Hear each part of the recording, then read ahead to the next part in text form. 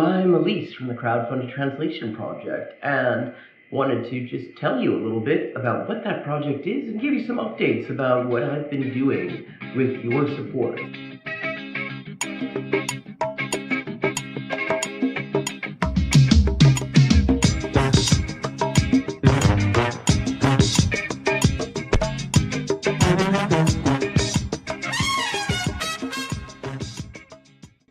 The Inessa Armand project. After finishing Kalantai's social basis of the female question, I put out a call for suggestions for the next project. One of those suggestions that I received was to translate the essays and letters of Inessa Armand, Kalantai's predecessor at the Bolshevik women's section. Suppressed by Stalin and never translated into English, Armand's writings enrich our understanding of the Bolshevik women's movement in the run-up to the October Revolution and the early days of revolutionary Russia.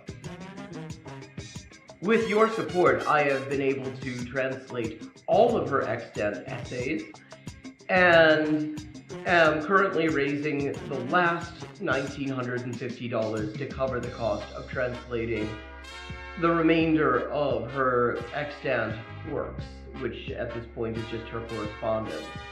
If you would like to support the project, all contributions are beautiful. You'll find links in the description.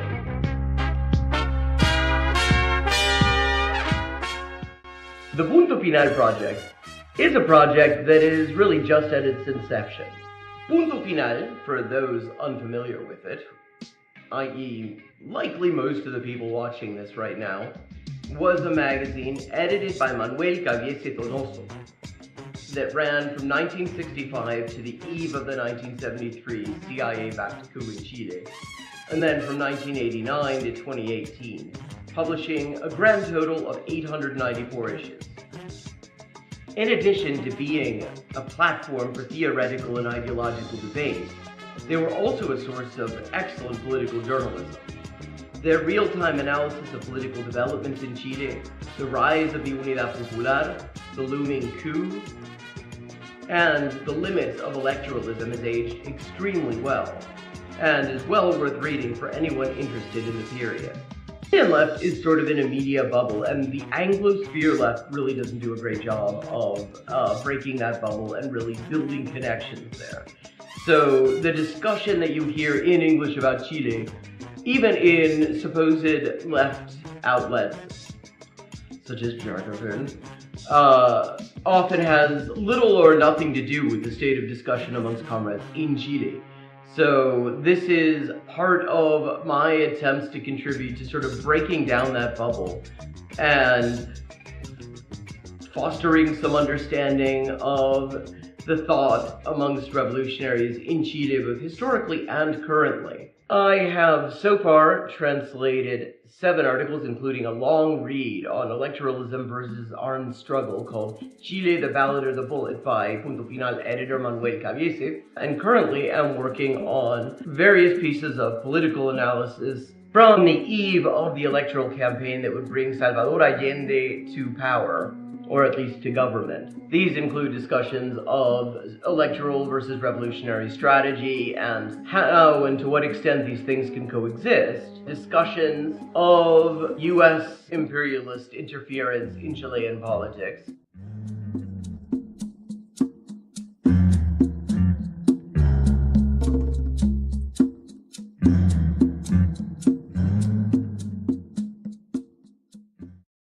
One of the challenges of this project, since its inception, has been getting the word out. The billionaire-controlled black box algorithms that dominate our lives don't like small creators or small projects. Nor are they particularly keen on ideological viewpoints that are inconsistent with the whims of billionaires. What's more, they positively detest anyone who isn't paying for reach. And then they turn around and make it ever harder to do even that in a useful way. The result of all this is that there are definitely considerably more people who would be interested in this project than actually see any of my posts about it. And that's why I have a small favor to ask you. Tell your friends about the Crowdfunded Translation Project. Share the completed translations Link the Patreon and the Facebook pages. All those links are in the description. Let people know that this project exists and what it's all about.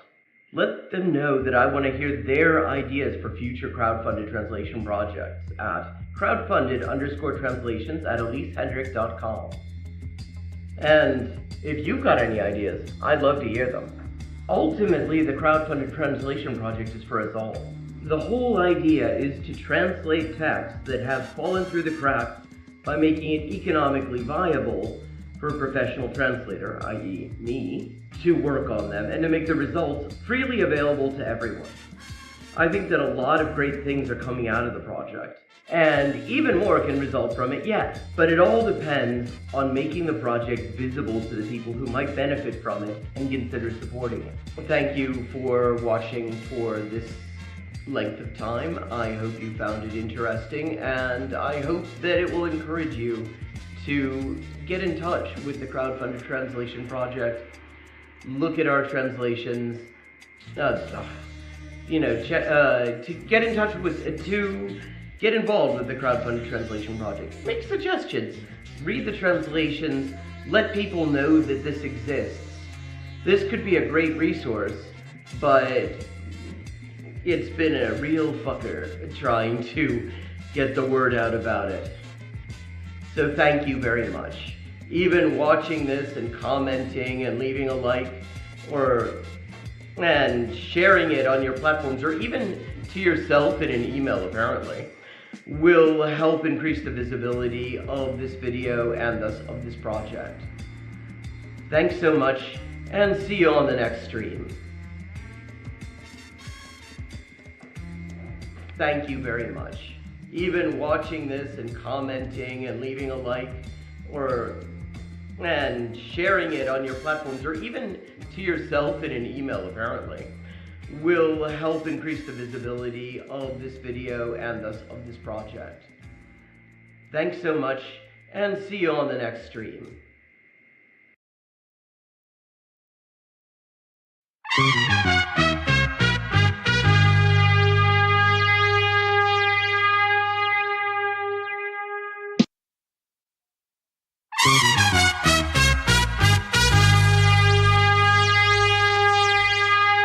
Hey, implicit connotations. Well, I'm Elise from the Crowdfunded Translation Project, and wanted to just tell you a little bit about what that project is and give you some updates about what I've been doing with your support.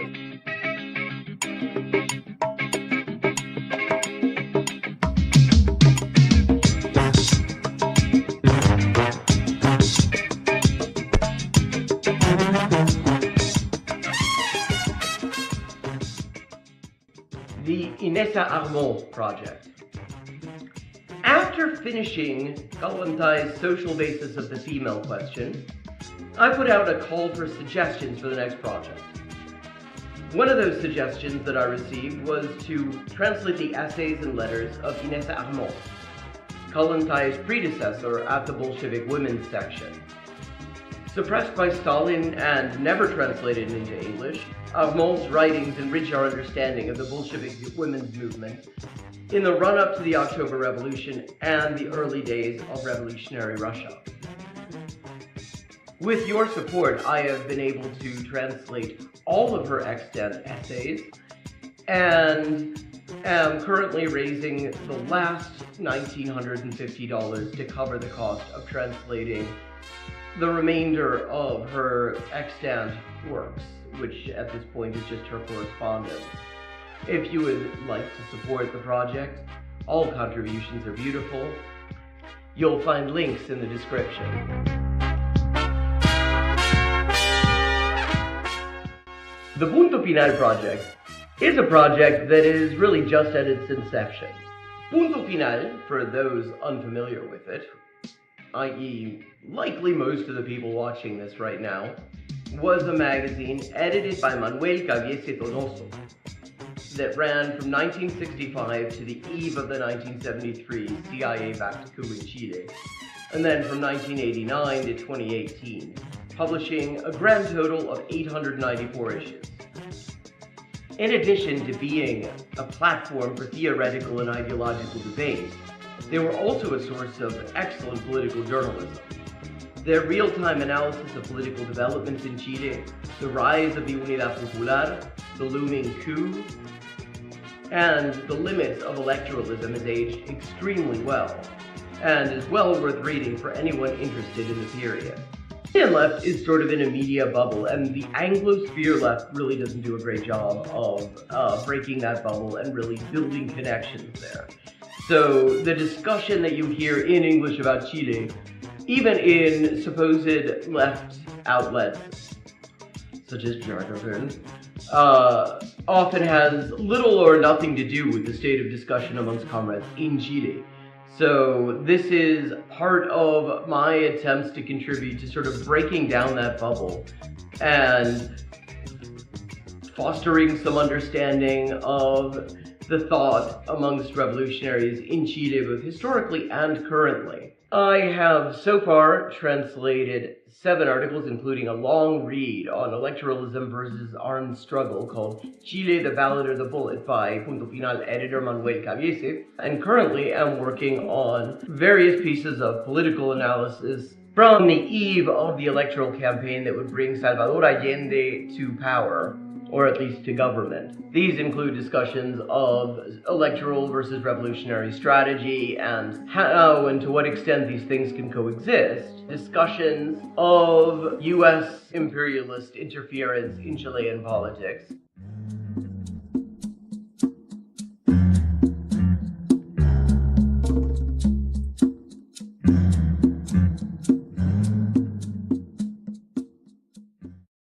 one of the challenges of this project, since its inception, has been getting the word out. The billionaire-controlled black box algorithms that dominate our lives don't like small creators or small projects. Nor are they particularly keen on ideological viewpoints that are inconsistent with the whims of billionaires. What's more, they positively detest anyone who isn't paying for reach. And then they turn around and make it ever harder to do even that in a useful way. The result of all this is that there are definitely considerably more people who would be interested in this project than actually see any of my posts about it. And that's why I have a small favor to ask you. Tell your friends about the crowdfunded translation project. Share the completed translations, link the Patreon and the Facebook pages. All those links are in the description. Let people know that this project exists and what it's all about. Let them know that I want to hear their ideas for future crowdfunded translation projects at crowdfunded_translations@elisehendrick.com. And if you've got any ideas, I'd love to hear them. Ultimately, the crowdfunded translation project is for us all. The whole idea is to translate texts that have fallen through the cracks by making it economically viable for a professional translator, i.e. me, to work on them and to make the results freely available to everyone. I think that a lot of great things are coming out of the project, and even more can result from it yet. But it all depends on making the project visible to the people who might benefit from it and consider supporting it. Thank you for watching for this length of time. I hope you found it interesting, and I hope that it will encourage you to get in touch with the crowdfunded translation project, look at our translations, to get in touch with, to get involved with the crowdfunded translation project. Make suggestions, read the translations, let people know that this exists. This could be a great resource, but it's been a real fucker trying to get the word out about it. So thank you very much. Even watching this and commenting and leaving a like and sharing it on your platforms, or even to yourself in an email apparently, will help increase the visibility of this video and thus of this project. Thanks so much, and see you on the next stream. Thank you very much. Even watching this and commenting and leaving a like and sharing it on your platforms, or even to yourself in an email apparently, will help increase the visibility of this video and thus of this project. Thanks so much, and see you on the next stream.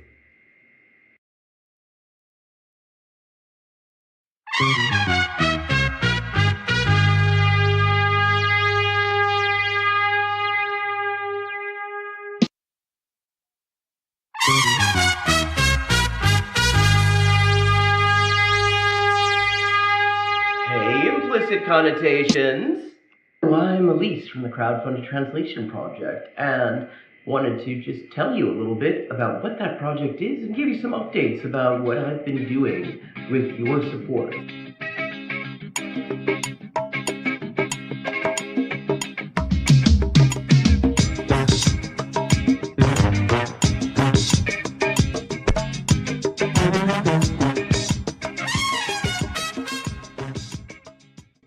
The Inessa Armand project.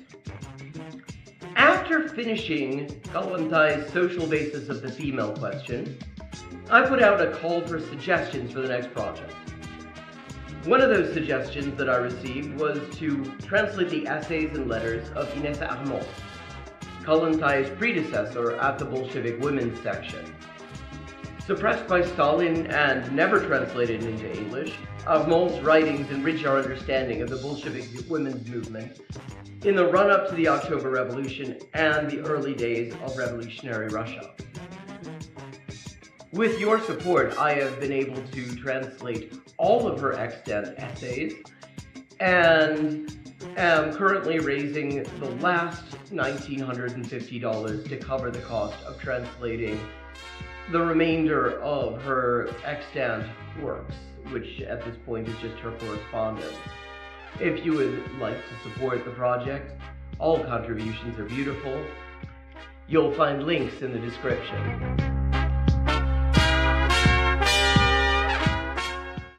The Punto Final project is a project that is really just at its inception. Punto Final, for those unfamiliar with it, i.e. likely most of the people watching this right now, was a magazine edited by Manuel Caviese Donoso that ran from 1965 to the eve of the 1973 CIA-backed coup in Chile, and then from 1989 to 2018, publishing a grand total of 894 issues. In addition to being a platform for theoretical and ideological debate, they were also a source of excellent political journalism.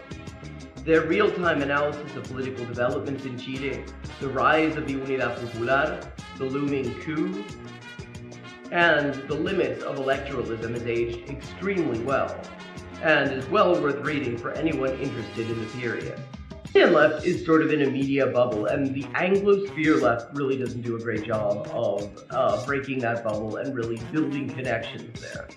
So the discussion that you hear in English about Chile, even in supposed left outlets, such as Jacobin, often has little or nothing to do with the state of discussion amongst comrades in Chile.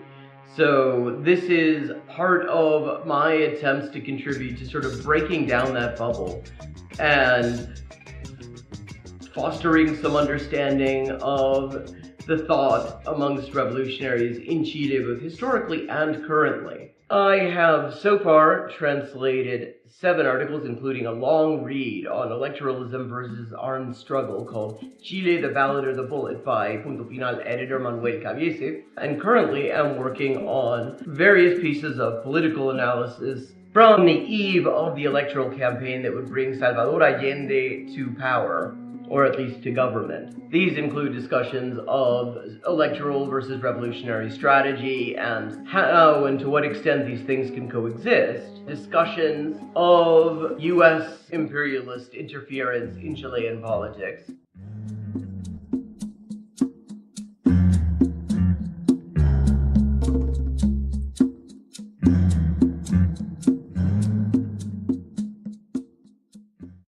One of the challenges of this project, since its inception, has been getting the word out. The billionaire-controlled black box algorithms that dominate our lives don't like small creators or small projects. Nor are they particularly keen on ideological viewpoints that are inconsistent with the whims of billionaires. What's more, they positively detest anyone who isn't paying for reach. And then they turn around and make it ever harder to do even that in a useful way. The result of all this is that there are definitely considerably more people who would be interested in this project than actually see any of my posts about it. And that's why I have a small favor to ask you. Tell your friends about the crowdfunded translation project. Share the completed translations, link the Patreon and the Facebook pages. All those links are in the description. Let people know that this project exists and what it's all about. Let them know that I want to hear their ideas for future crowdfunded translation projects at crowdfunded_translations@elisehendrick.com. Hello and welcome to Hyperpolyglotting with Elise, the stream where we'd really kind of like to learn all the languages. And I'm Elise, translator, writer, and editor with 20 working languages, and ever since I decided on the tagline, all the languages, my opening line has been in flux, and the result of that is that it's kind of out of order. Hello, Karima's programmer. Welcome. I think this is the first time I've seen you in chat. Always nice to see new people. How you doing?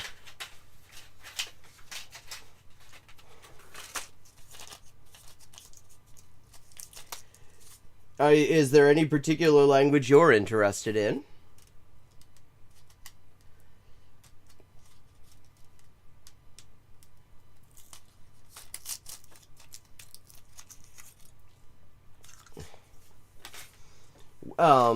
Well, my working languages are Russian, Japanese, German, Spanish, French, Italian, Norwegian, Dutch, Portuguese, English, Swedish, Danish, Afrikaans, Flemish, Serbian, Croatian, Bosnian, Romanian, Bulgarian, Korean, Yiddish, Catalan, and have I missed any?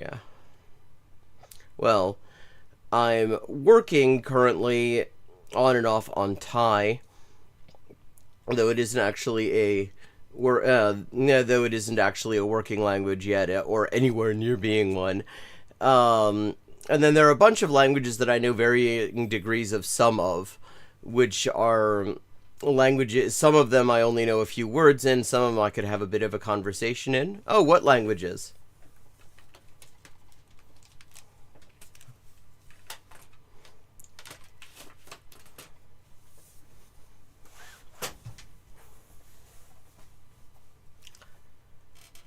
Hello, Badger. How you doing?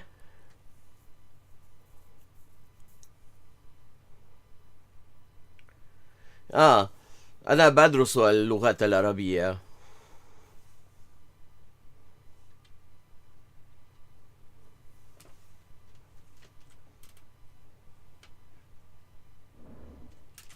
أنت من وين؟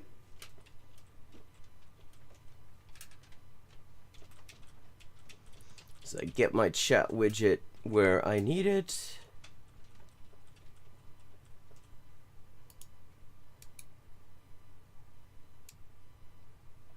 مصري. أنا بدرس العربي الشامي والفصحى. I've watched a fair bit of Egyptian television on Netflix, though.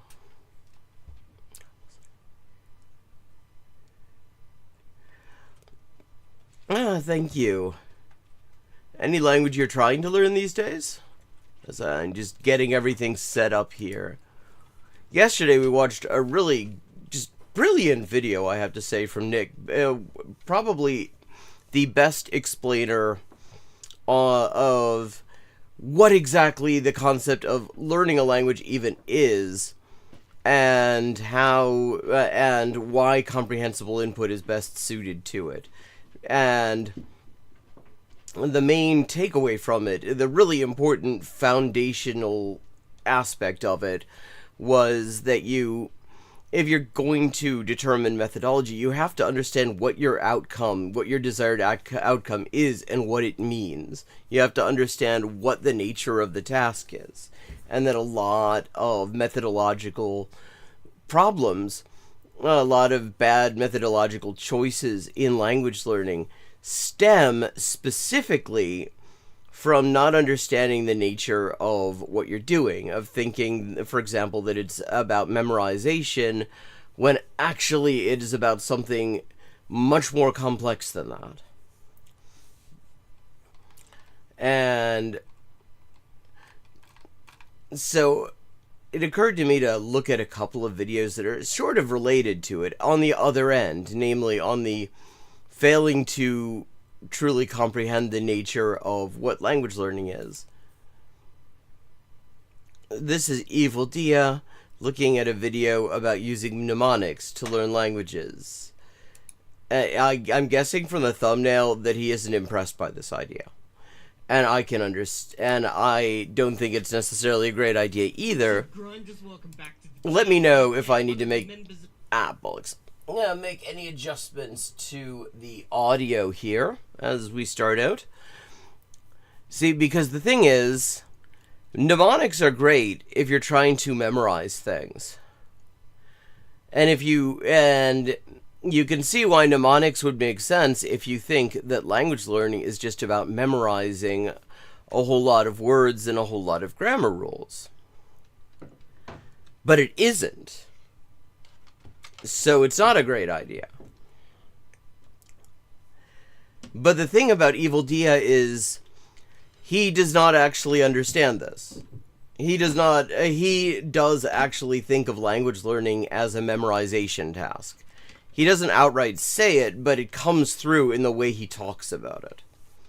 So I'm just kind of interested, since he is looking at a video that he clearly is not impressed with, that also takes language learning to be a memorization task, because that's what mnemonics are for. My Discord sent me a message and asked me to check out this video from Tim Ferriss. I learned Filipino in 4 days. Okay, yeah, that's bollocks. I mean, no, like, what did you learn in 4 days? I mean, by the standard of learning in 4 days, like, of what you can learn in 4 days, my Tagalog is not, you know, I can say a couple of things. That's probably all you could manage in 4 days.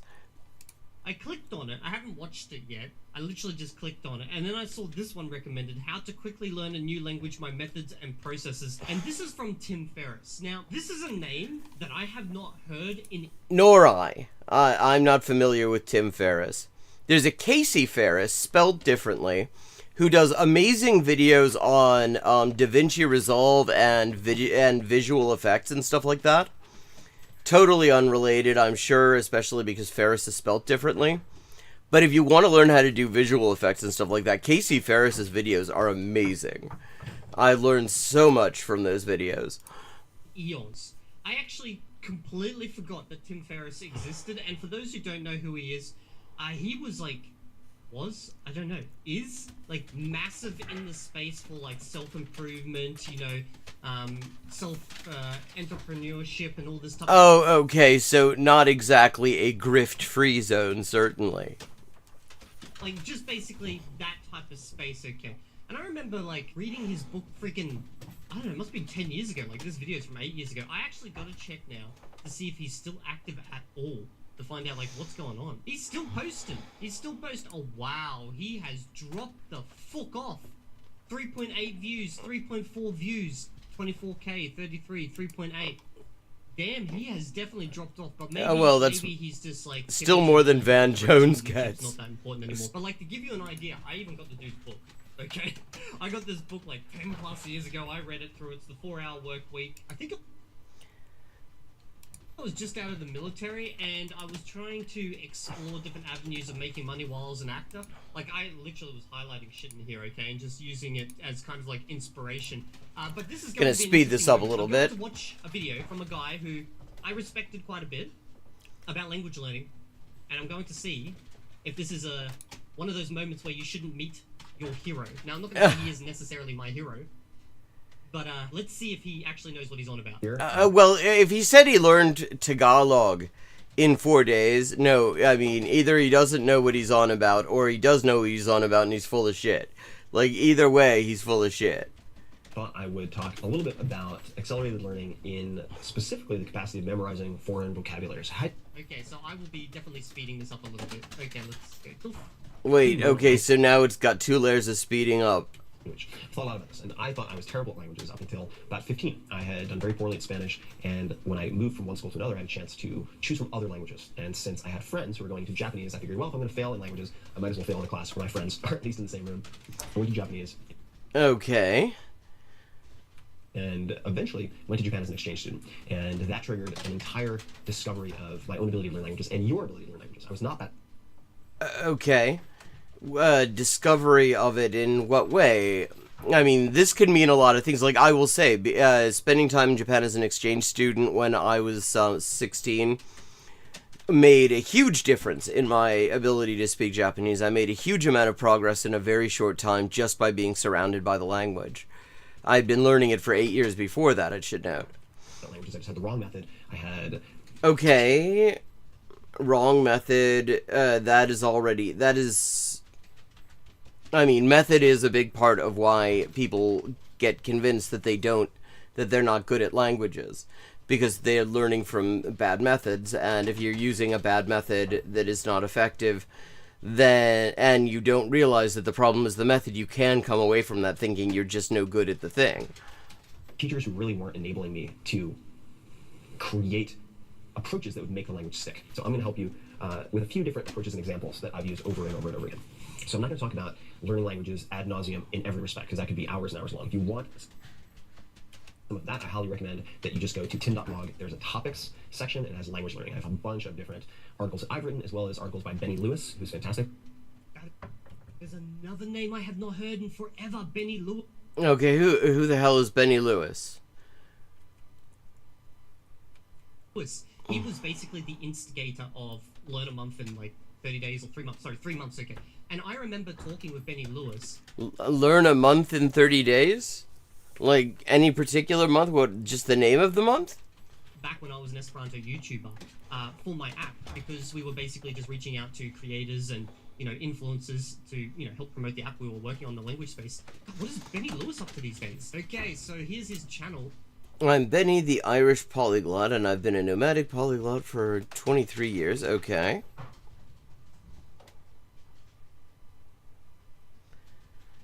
Now, I've not heard of this guy. Kind of curious now.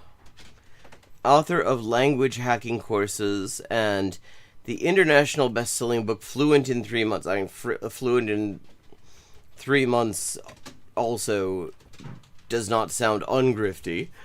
Only 122k subs? No, he must have another one. Look at that. See? He speaks Esperanto. It's right there in the logo or whatever, the freaking banner, okay?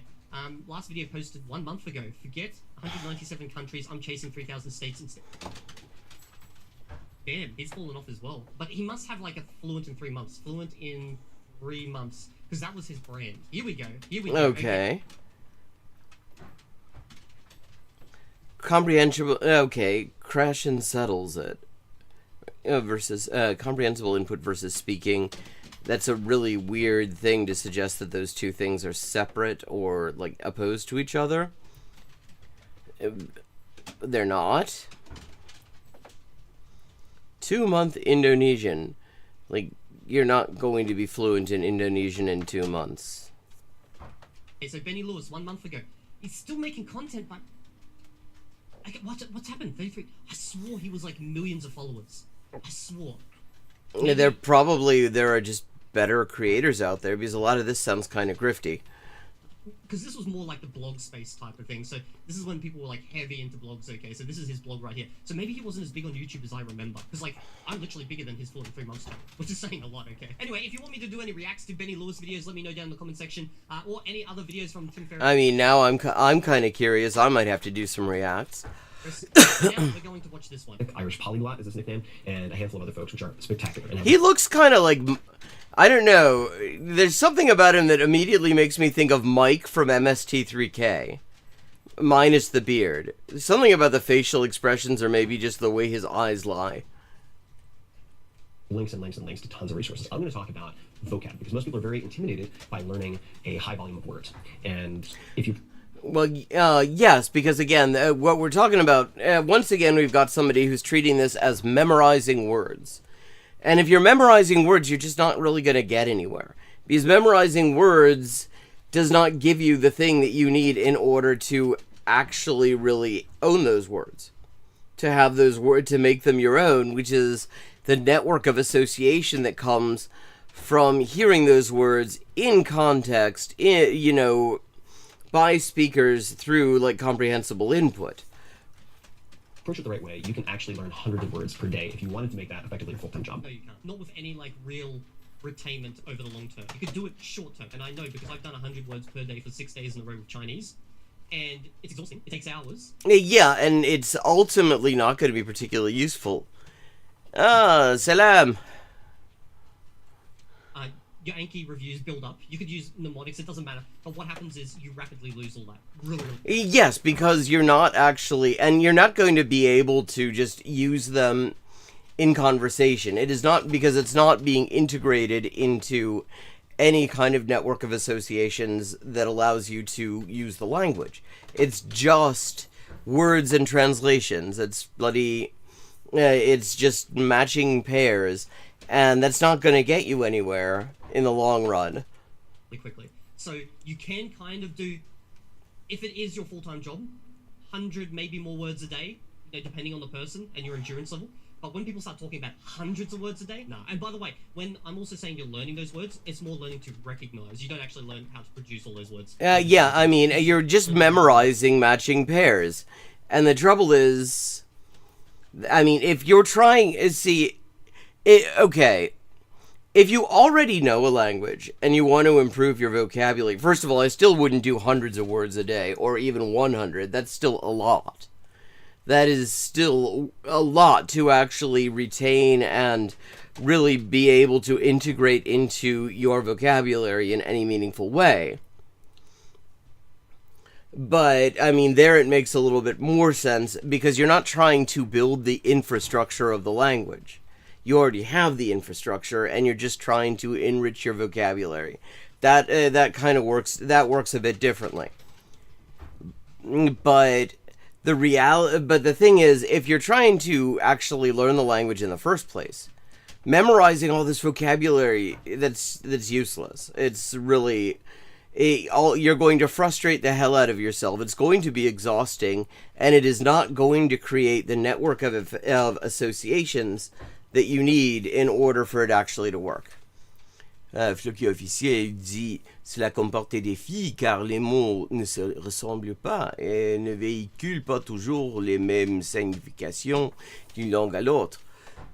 Par exemple, en arabe, on peut englober 10 concepts différents. Ouais, c'est bien vrai. And for anyone who doesn't speak French, what Floki officiel is saying is that's challenging because words are not similar and they don't always carry the same meanings from one language to another. For example, in Arabic, a single word can comprise 10 different concepts. And yeah, you find that in all sorts of languages.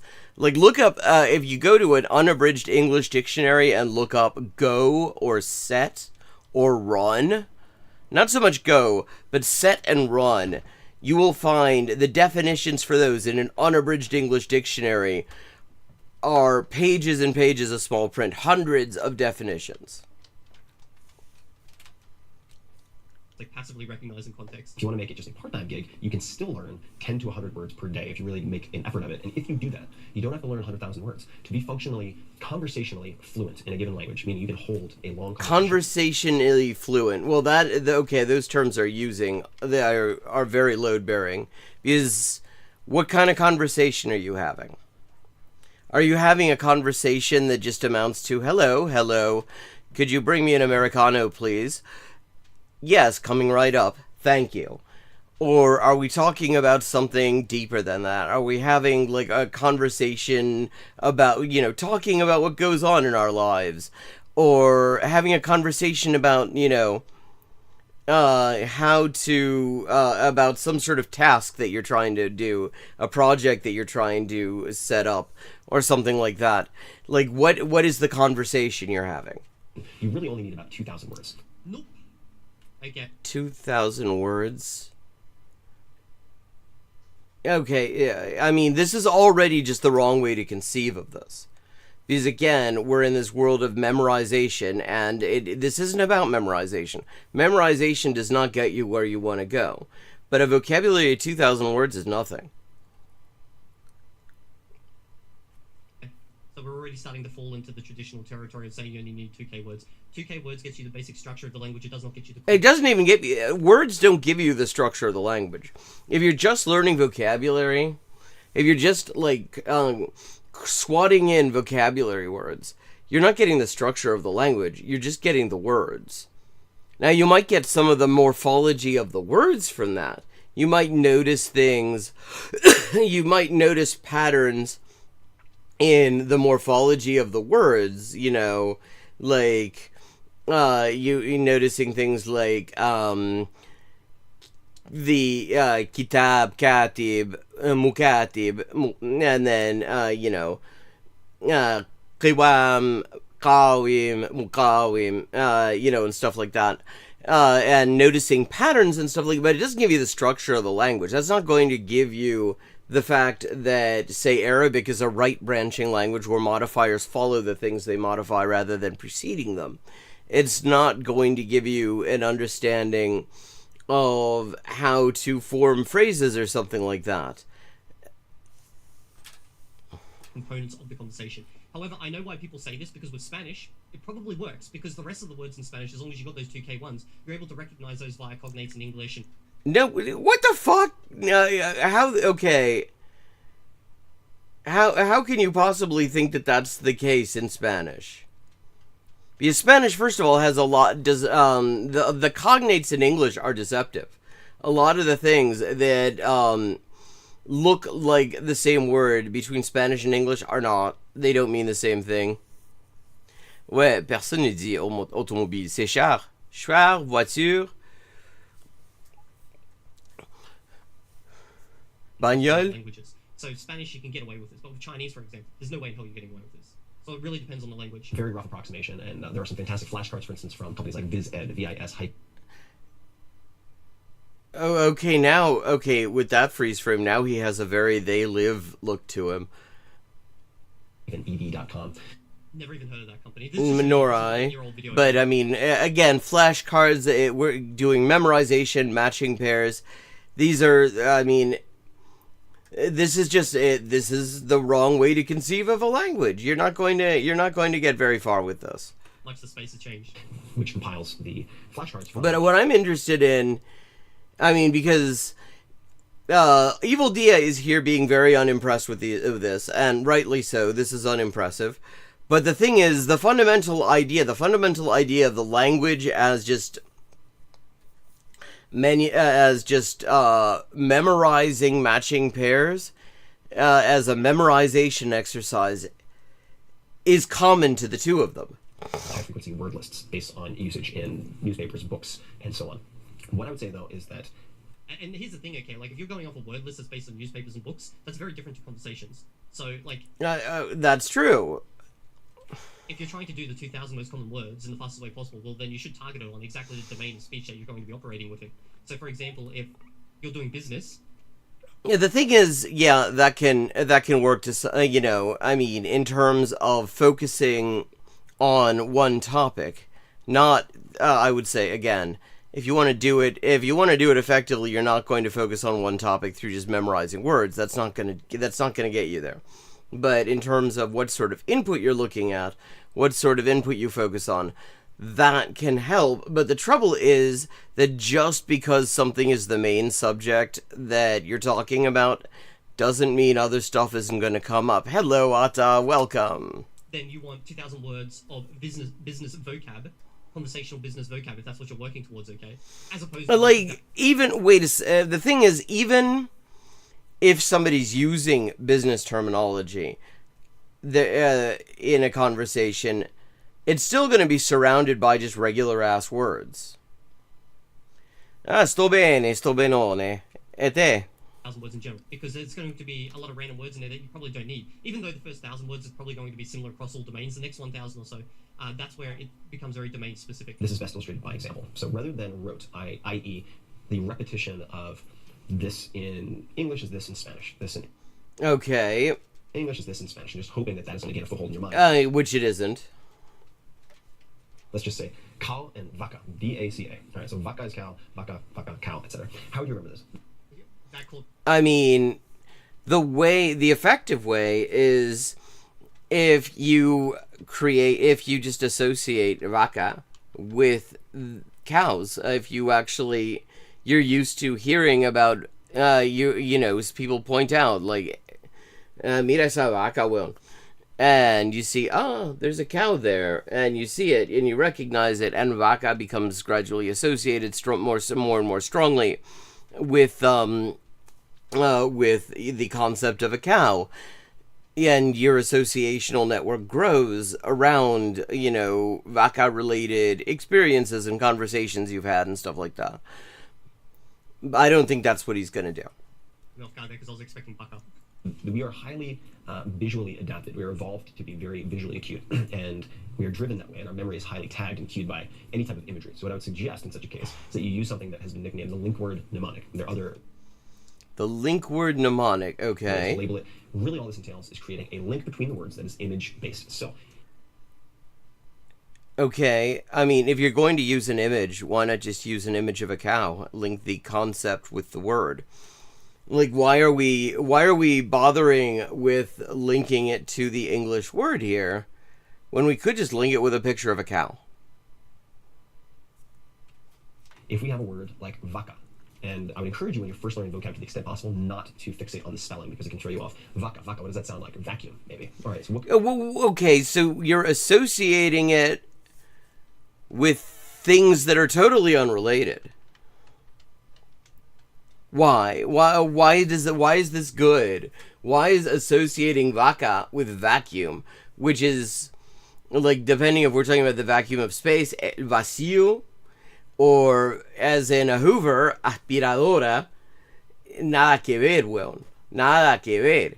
But why is this good? Why wouldn't we just associate it with a fucking picture of a cow? Could you imagine? You can imagine cow, because you want to use the Q in English, because if you can recall the Spanish, let's say, in this case from English, you can always recognize the Spanish, but not vice versa, which is why if you're looking at a book and it has, say, the Spanish terms listed... Not vice versa? You can recognize the Spanish, but the Spanish can't recognize you? At first, and then the English terms listed, I wouldn't use it. I would switch the order. So I would even use a piece of paper, potentially, to cover up the Spanish and only use the English as a cue, as your native language. So... Okay, so the association we're building, then, is we're strengthening the association between the word in Spanish and the word in English.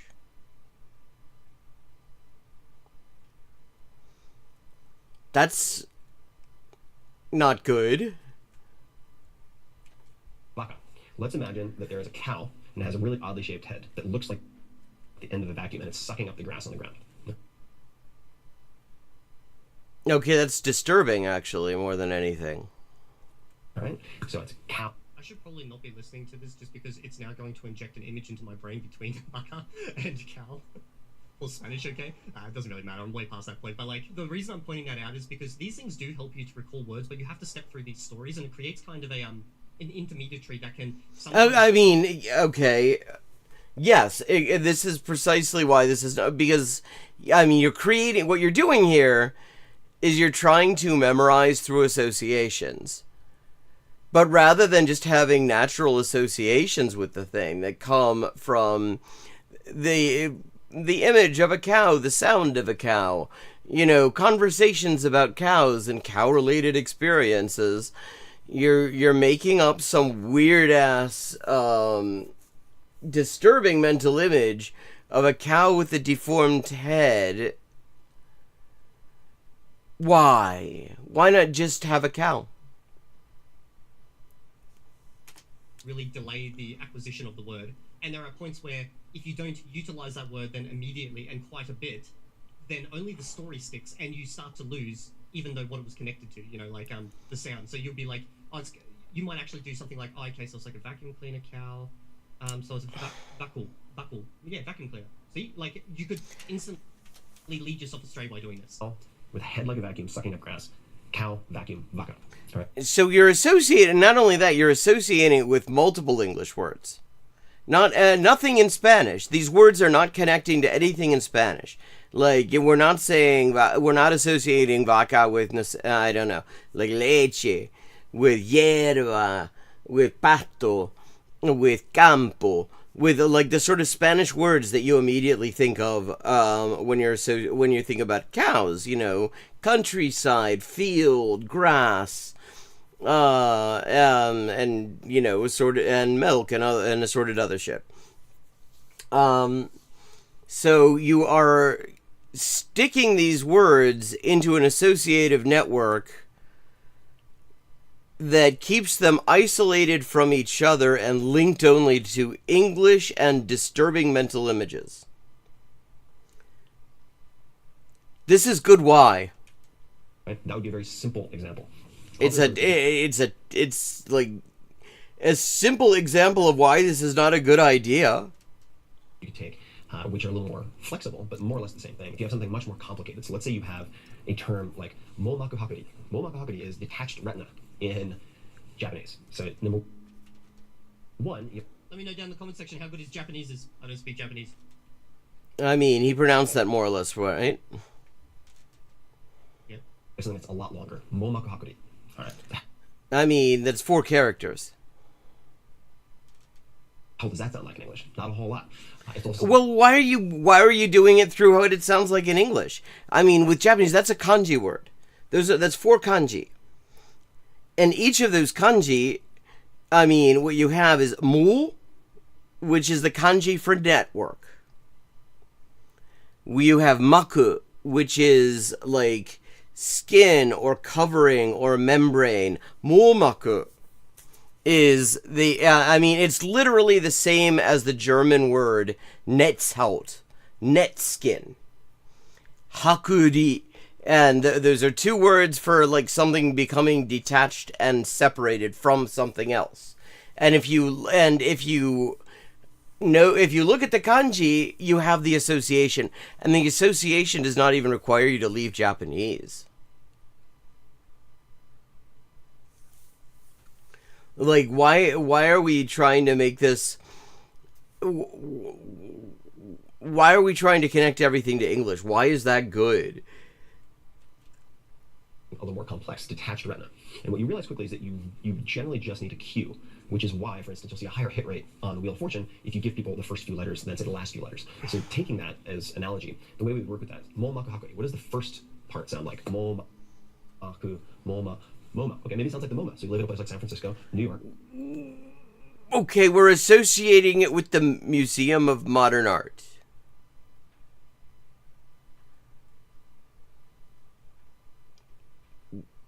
We're associating it with the Museum of Modern Art. Why? Again, why is this good? And the Museum of Modern Art. So it sounds like the MoMA. All right, well, you can imagine then people walking into the MoMA, looking at displays, and just having their eyeballs blown out of their heads. Again, what's with the fucking disturbing mental images that he's... I mean, admittedly, like, why is that good? Why are we, like, constantly... First we have a cow with a deformed head in order to, like, come up with an extremely contrived association between vaca and the English word vacuum. Now, we are coming up with something that is somehow even more contrived, which is people going to the Museum of Modern Art either in the Bay Area or in Manhattan, and their eyeballs falling out, which is not what a detached retina is, also. That is not what that is. That's a different condition completely.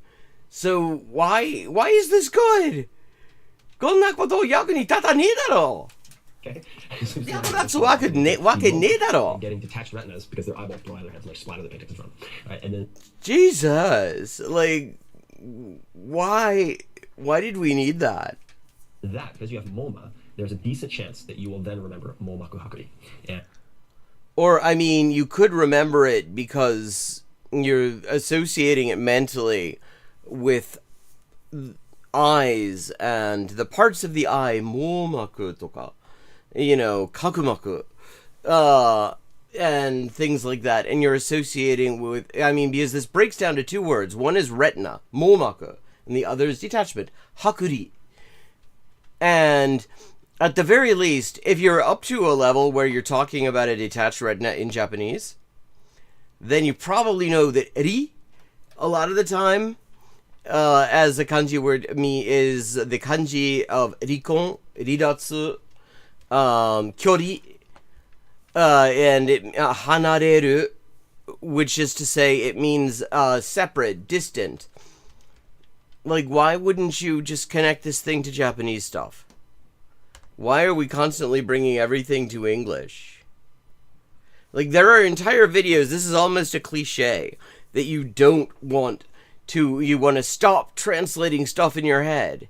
And here he is coming up with the like, translating in your head, but through the intermediary of some deeply fucked up mental images.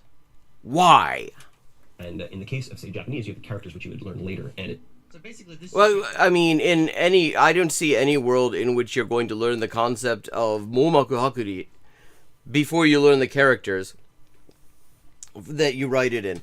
Because I think out of all of the characters in momaku hakuri,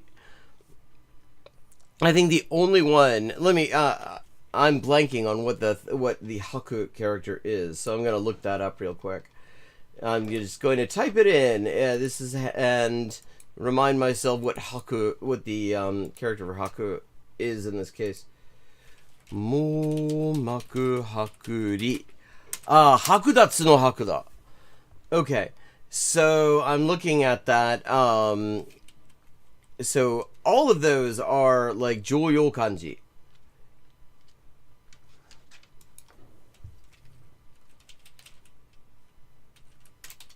I believe. I mean, mu, maku, and ri certainly are. Let me see. Hey, language man, enia. Haku to wa, bushu wa, ritto ni zoku shi, kakusu wa jukaku desu. Kanji kente 2級に配当されます。読み方、どうでもいいだろう。でも、JIS 水準、第1水準2級。Okay, yeah, I mean, all of these are actually, of all of these characters, Haku is the one that is the only one that is all that unusual. I mean, it is a Kanken Nikyu, which means a lot of people would not immediately know it. You'd probably see this with Furigana if it was written out. But all the other ones, if you're already talking about detached retinas and shit in Japanese, you will be familiar with those characters. With Mu, Maku, Ri, like especially Ri. Ri is a fairly common character that you find in a lot of places. Much more so than Maku or Mu, actually. Sounds very similar to what McKellar's now harping on about today. For those who don't know, he's basically the new Tim Ferriss in a lot of ways when it comes to this type of language learning method, promoting this online. This sounds intuitive. It sounds like it's good. Really? Does it? Okay, I guess from the point of view of someone who knows absolutely nothing about language learning and has somehow missed the million videos of people saying, learn to stop translating in your head and just think in the language. I guess, as somebody who just is thinking that this is about memorizing a whole bunch of words, I guess that kind of sounds intuitive a little. But if you are at all beyond that point, it just sounds like a horrible idea. And it works. I have tried this. The problem is, once you start getting hundreds of these mini stories in your head, you start mixing them up. And the mini stories are connected to the wrong language. It's not like we're having mini stories in Spanish about vaca, or mini stories in Japanese about momaku hakuri. We're connecting all this shit to English for no good reason. much you can really sharpen there at one point, okay, without just resulting in straight up drilling. Because you actually get to the point where then you start to have to drill these stories. Yeah. Which is like drilling. Yeah, I mean, all you're doing, you're creating useless associations. There are things that there is signal and there is noise in, and this is noise. This is extra noise. The intermediary as opposed to the end goal. So realistically, yeah, you could probably do, let's say, 100, 200, maybe more of these in a day, but you're 100 in a day. You have to think of the bullshit story. And then you have to remember it based on the fucked up story. That's actually a lot of work. That's more work than just memorizing the words, and neither of these things is going to get you to the point where you acquire the language. You're going to be drilling them. You might as well just drill the words straight up. And maybe for the real troublesome ones, do this. But if you're doing this for every word, bro, that's just... if you were going to use mnemonics in the language. If you don't have the vocabulary to do mnemonics in the language, use images, use videos. You're going to have so many stories floating around your head. It becomes even easier because you will be breaking that word into molmaku hakuri, into a few characters, okay? If you are learning, so that is how you tackle, say, something that's slightly more complex in terms of a longer word, for instance. That isn't a very long word. It's 4 characters. It's actually literally the same length as vaka, to the extent that means anything, because it's 2 different languages with 2 different average word lengths. We're learning a tonal language, such as Mandarin. So I've studied here we go. Mandarin and spent time in China at 2 universities. How should you learn tones? That is, of course... I want to hear him speak some Mandarin. Okay, so we're gonna... Okay, I can't wait to see how he's gonna connect these things to tones. Learning the vocabulary. This is something that just slaughters a lot of students of Chinese, particularly if they have lax teachers. So number 1, you need merciless, hard-ass teachers. That is literally the opposite of what you need. They will bludgeon you, and they should. That actually will harm rather than helping language acquisition. Training your vocal cords to make the proper sound. I don't care how many times you hear something like yeshu, if you haven't developed the actual vocal cord ability, which is just like doing any type of stretching or strength training, you have to condition your throat to be able to make those sounds. You are SOL, you're shit out of luck. And if they... He's right about this. But I wouldn't say this is just Chinese specific. This is all languages. You should really drill the sounds from the beginning of all languages. There's really no benefit to drilling the sounds like this, drilling the sounds in isolation. You don't reinforce that and force you to get it correct and train properly. You're going to do a lot of bad repetitions. And I met many students who, after 6 months of doing Chinese, had a ton of what they thought was great vocabulary. They went to China and nobody understood a thing they were saying. Well, they've only been learning for 6 months, it's worth noting. That is a very short time. It's surprising that they were even in a position to speak. And I would imagine if they were speaking, they probably would not be understanding much, so that they got back anyway after 6 months in Chinese. This is so common in those videos where people say, oh, I speak 6 languages, and then they give a demo of Chinese, and I'm listening to it, I don't understand, I'm reading the subtitles. God, dude, now there's a callback. Look down the comment section, there's a bunch of natives down there saying literally incomprehensible. Chinese is just, the sounds are just more important. You can get away with a lot more in other languages, but with Chinese, it's just you don't have that. Start from scratch. So don't do that. Now we come down to choosing materials. And what I would say is that if possible, and this is an unpopular position... Okay. What is this going to... I'm guessing it's going to be unpopular because it's a bad idea. But you want to use a writing system in English, so the romanizing of, say, Chinese, that indicates the tone in the spelling. This is very controversial. So there's... that isn't very controversial. In fact, what we're talking about here is actually kind of how Chinese kids learn to read. They do start with pinyin. They do, that is a big part of what pinyin is for, actually. There's a system, for instance, called GR, which stands for Guo Yu Rou Ma Zi. And you would say, have first tone in Chinese for Guo, Guo, G-U-O. Then Guo, second tone, should be country, like Guo Yu, country language, which is kind of a long story and will piss off. His pronunciation is actually pretty good. Which? Mainlanders, but that's okay. That is actually just... That is the word that is used... that just means national language. So, Guo, G-W-O. And then if I want to say, Qu Guo, so he has gone, I have gone. Guo. Why wouldn't you just use the pinyin? Why wouldn't you just get used to the pinyin? That is the spellings that people would be used to if for romanization, who are native speakers. and it isn't any less correct than writing it with a W. Fourth note, G-U-O-H. This helps dramatically with memorization of vocab. And again, if this were about memorization of vocab, that would be a fair point. But it isn't about memorizing vocab. You can memorize all the vocab you want. It isn't going to make you speak the language. The more popular system. You might be good at Scrabble as a result. In textbooks for Chinese, for Mandarin, certainly probably for Cantonese too, is pinyin. Pinyin is where you would have, say, this, guo, and then they would use a diacritical mark at the top to say guo, second. I know there's other systems out there, but I just use pinyin. Yeah. It works perfectly fine. Or fourth tone, guo, with these funky little lines on the top and the bottom. Students do not remember that stuff, from all I can tell and everything I've seen. They're perfectly fine. Easy to remember. Yeah, I mean, those aren't even unfamiliar. Like, those are just accents that you find. I mean, those are some of the most common diacritical marks out there. I don't understand.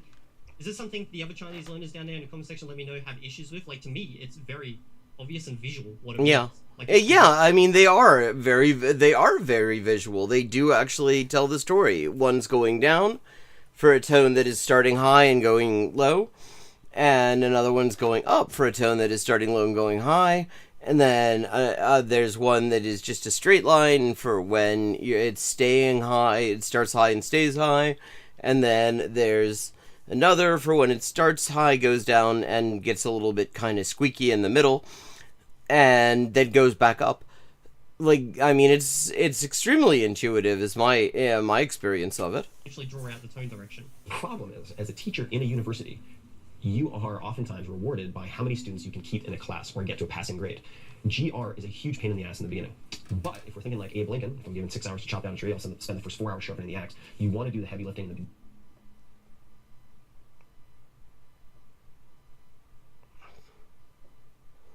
beginning so that you can have a much smoother ride later on.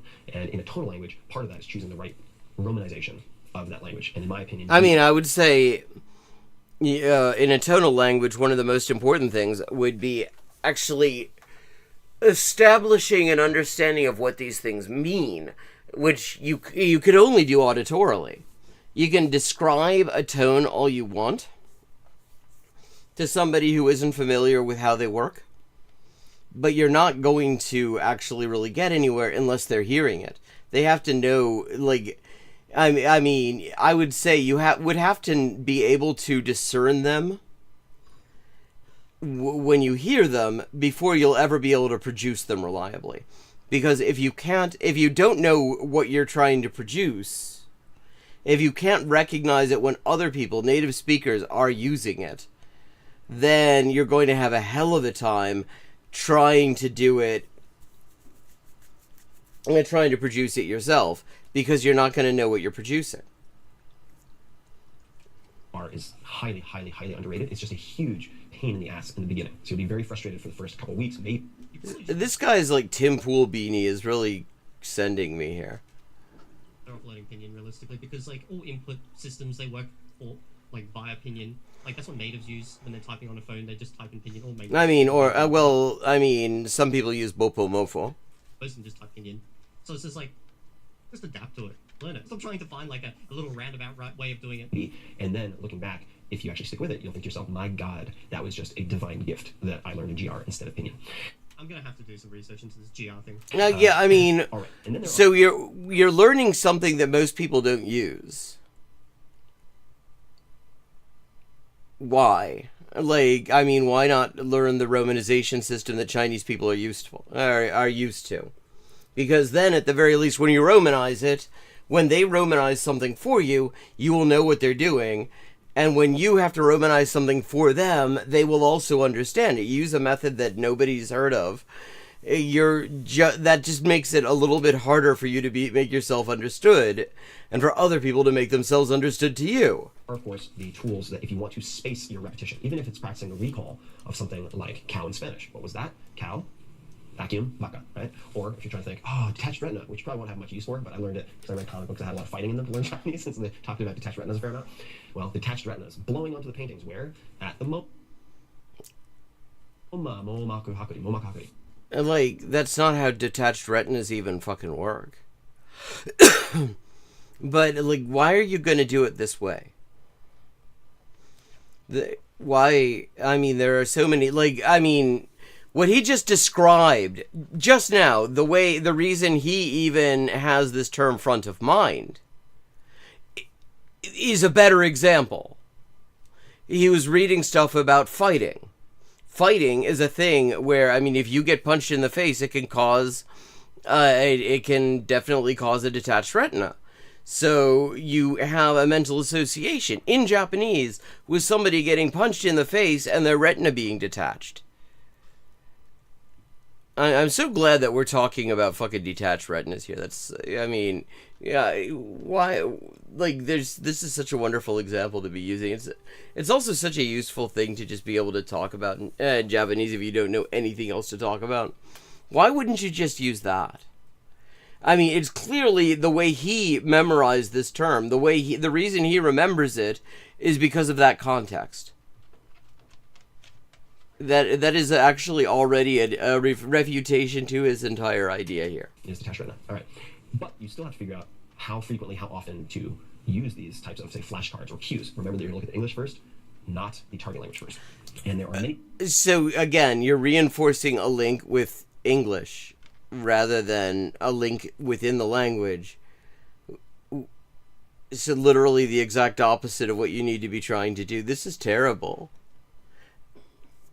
I mean, and he's already, right there, like, from what he just said, he's made it clear this is not how he learned any of this.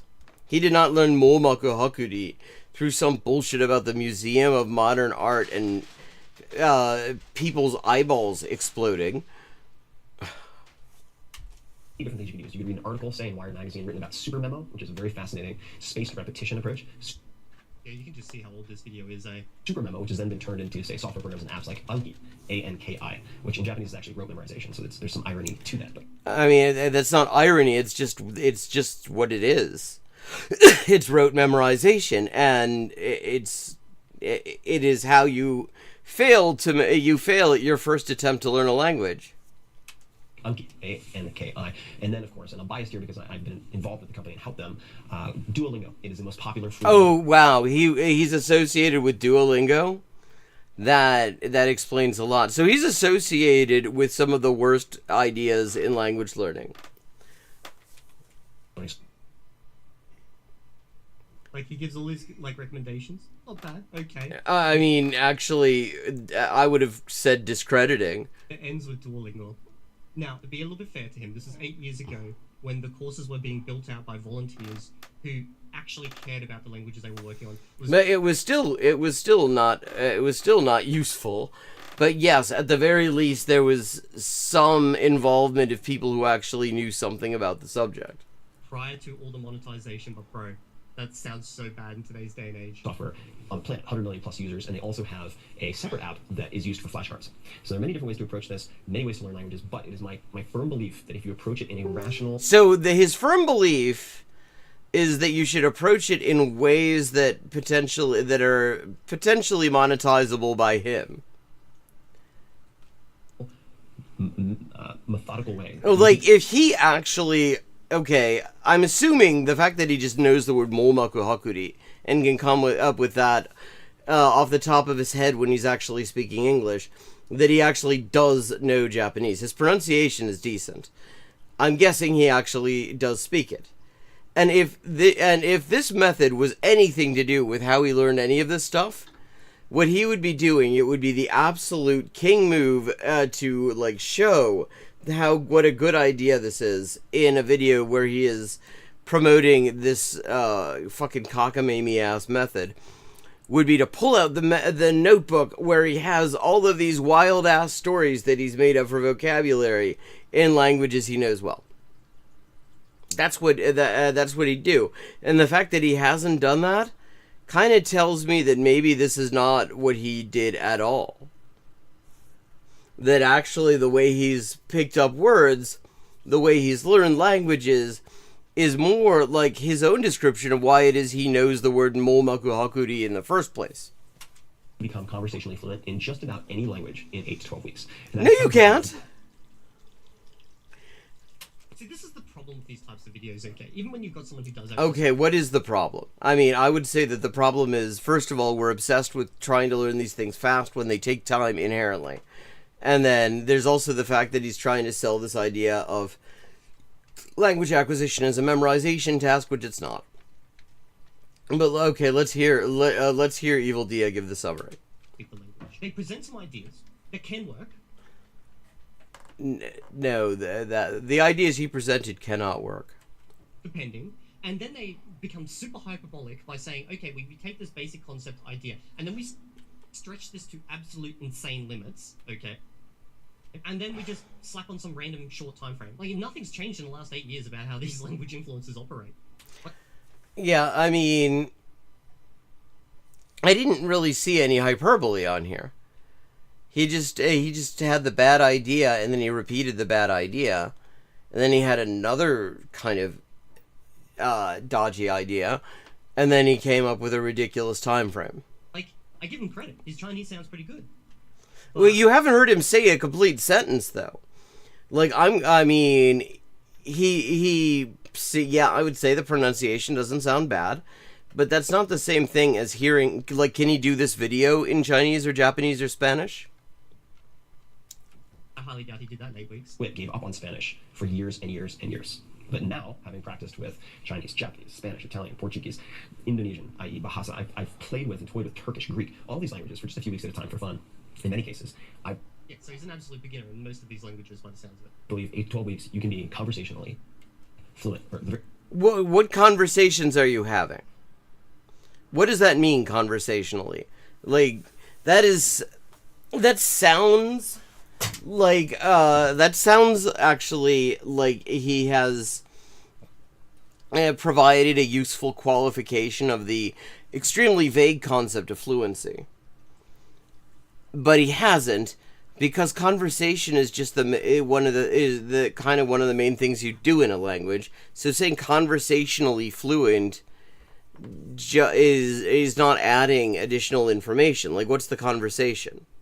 What are you doing in the language? Or at least functional in almost any language. Or at least functional, so even less so. Conversationally fluent, functional, you're saying B1 level. That's just insane. I wouldn't even say B1 necessarily. In any language that I can. So that should be very reassuring. You can tackle many, many languages, not just one. And if you learn... Obviously, there are caveats to what I'm saying here. Certain languages, depending on the language you speak, if you make this your full-time job, you can get close to something that is conversational fluent in a short period of time, okay? Like, I wouldn't concede that, because we have not actually heard what the definition is. What are you able to do in the language? How much do you understand coming back to you? But, like, you can't just say this type of stuff and just throw it out there for languages like Japanese if someone's a native English speaker. Learn another language, just one additional language, you have a brand new lens through which to view everything in life. You're thinking... But you don't, though, because all you've done is associated words in that language with weird-ass stories in a totally different language. Yeah, so you don't have that. If you want to build a language that you can think through and have conversations and understand those conversations and say things back that are that people will understand and that feel correct within the context of the language, you can't do it this way. You need to just develop a network of associations that are in the language. There's just no other way. It changes, your empathy changes. So if you're trying to figure out a way to hack your lifespan, think about those drugs, metformin, rapamycin, whatever, you think about all these ways you might double your lifespan. Well, one way you can do it right now is by learning a second language. So that doesn't double your lifespan. Godspeed, good luck. I hope that helps. And if you want more on the it doesn't. It really does. Well, it helps me in that I now know another language grifter with really wildly shitty takes to look at on stream. I mean, I guess that kind of helps me, but I have a very special use case here. devices. Certainly, I wrote quite a bit about mnemonic devices and learning things like languages in the 4-Hour Chef. It's actually a book on accelerated learning. There's also a fantastic book by, I believe the name is Higbee. I haven't read it in decades. Your Memory and How to Improve It. It's an excellent, excellent book on. Yeah, I mean, again, the problem is the problem is exactly what we were seeing when we were looking at. Like Nick identified this problem very well in the video we looked at yesterday, and I really recommend people go back and look at the VOD for yesterday if you didn't see it, because it was just excellent. Because the problem is, if you want to come up with a good method to do a thing, you have to understand what the thing is that you're trying to do. You have to actually have a good understanding of your goal in order to understand what even makes sense as a method. And he's conceiving of all of this, and Evil Dia, to a great extent, is conceiving of all of this as memorization tasks. And so he's coming up with ways that he thinks are effective at memorization. But that's not what you're trying to do at all, and because of that, this is doomed to fail. Devices that have been used for centuries that are very easy to implement. Right, it's crazy how much people are taking mnemonics to the extremes. Basically, Tim Ferriss here just seems to be an early version of Mikkel, the hyperpolygon. Mikkel obviously just came and filled the space where Tim left off ages ago. But I've never heard Mikkel actually recommend mnemonic devices. I mean, he also is very big on memorizing a whole lot of words. People talk about mnemonics as if they're these magic keys. Like, I've used these things too. There are instances... He's used these things. I mean, I think a lot of us have used these things. Where mnemonics can help a lot. An example is, okay, when I was an actor, you would use mnemonics to help memorize a monologue in a very... Yeah, because again, that's memorization. Very short period of time. But what you're doing here, okay, is you'll use something like a memory palace, where you're dropping off all these little cues within a virtual space that exists within your head, and then you mentally walk through it. Yeah, I mean, for a memorization test, these are very good ideas. What you're doing, okay, is you're allowing to get this mental map in your head, and then you walk through it. But you can't just be like, okay, well, I'm done. No, you then need to walk through it probably like 10, 20, 30 times to actually then move that from your just, your imagination into your more long-term memory, okay, your short-term to your long-term memory. See, I mean, think about the experience we've all had. And after this, we're gonna just have a quick bio break, and then we'll be back. Of not being able to think of a particular word in your native language. And one of the things you're going to do is you're going to just walk through. You're going to try to approach it from different directions. You're going to say, okay, so God, what is that thing? It's the thing that you do the stuff with. When you're trying to deal with that shit in the place, and you're coming up with it. You're associating through different words in an attempt to find a connection that is intact, essentially.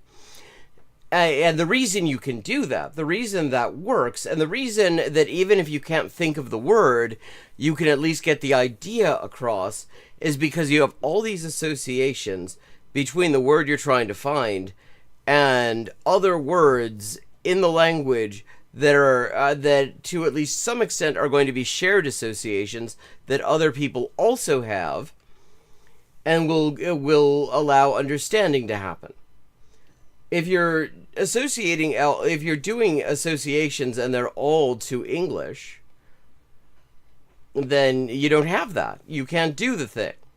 If I'm like if I'm in Spanish trying to think of the word for a cow, for some reason I'm just blanking on cows, and I say, weón, vos ahí, el animal ese que nos da la leche, weón, la leche. Sí, la leche normal, pues, weón, no la leche de cuico. Yeah, and stuff, because I have a network of associations in Spanish that allow me to then say, and then either I say, weón, vaca, de eso se trata. Or, whoever I'm talking to goes, sí, claro, vaca, So you have a network of association in the language. That's what you're trying to build up. Because that network is what's there for when you can't think of the word, too. But you can't build that if all of your, if all you're trying to do is memorize the word in their translation, and then memorize it in terms of a sounds-like mechanism that just connects it back to a completely unrelated word in a different language. And with that, we're going to take a little bio break. So- Back in a few minutes.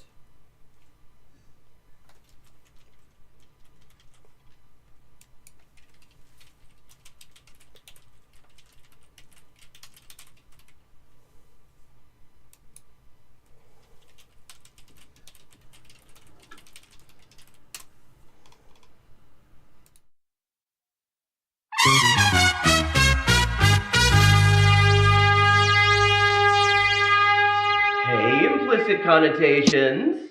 I'm Elise from the Crowdfunded Translation Project, and wanted to just tell you a little bit about what that project is and give you some updates about what I've been doing with your support.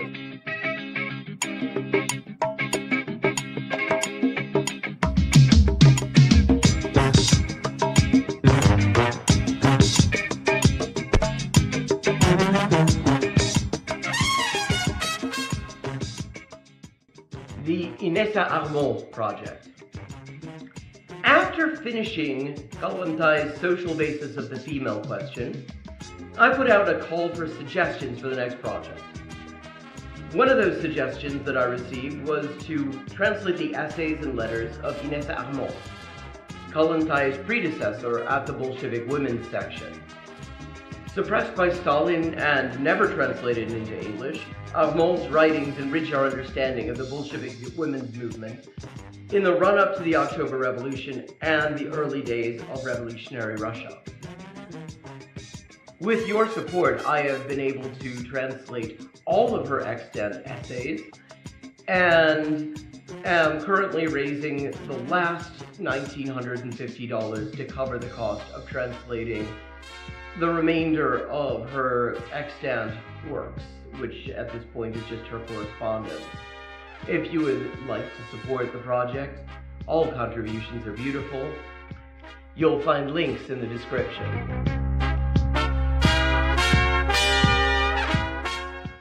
The Punto Final project is a project that is really just at its inception.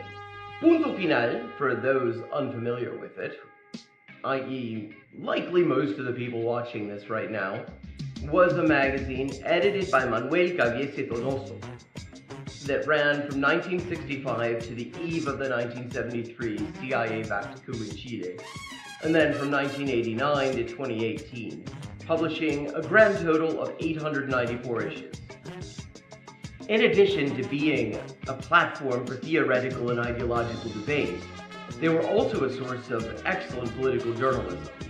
Their real-time analysis of political developments in Chile, the rise of the Unidad Popular, the looming coup, and the limits of electoralism has aged extremely well, and is well worth reading for anyone interested in the period.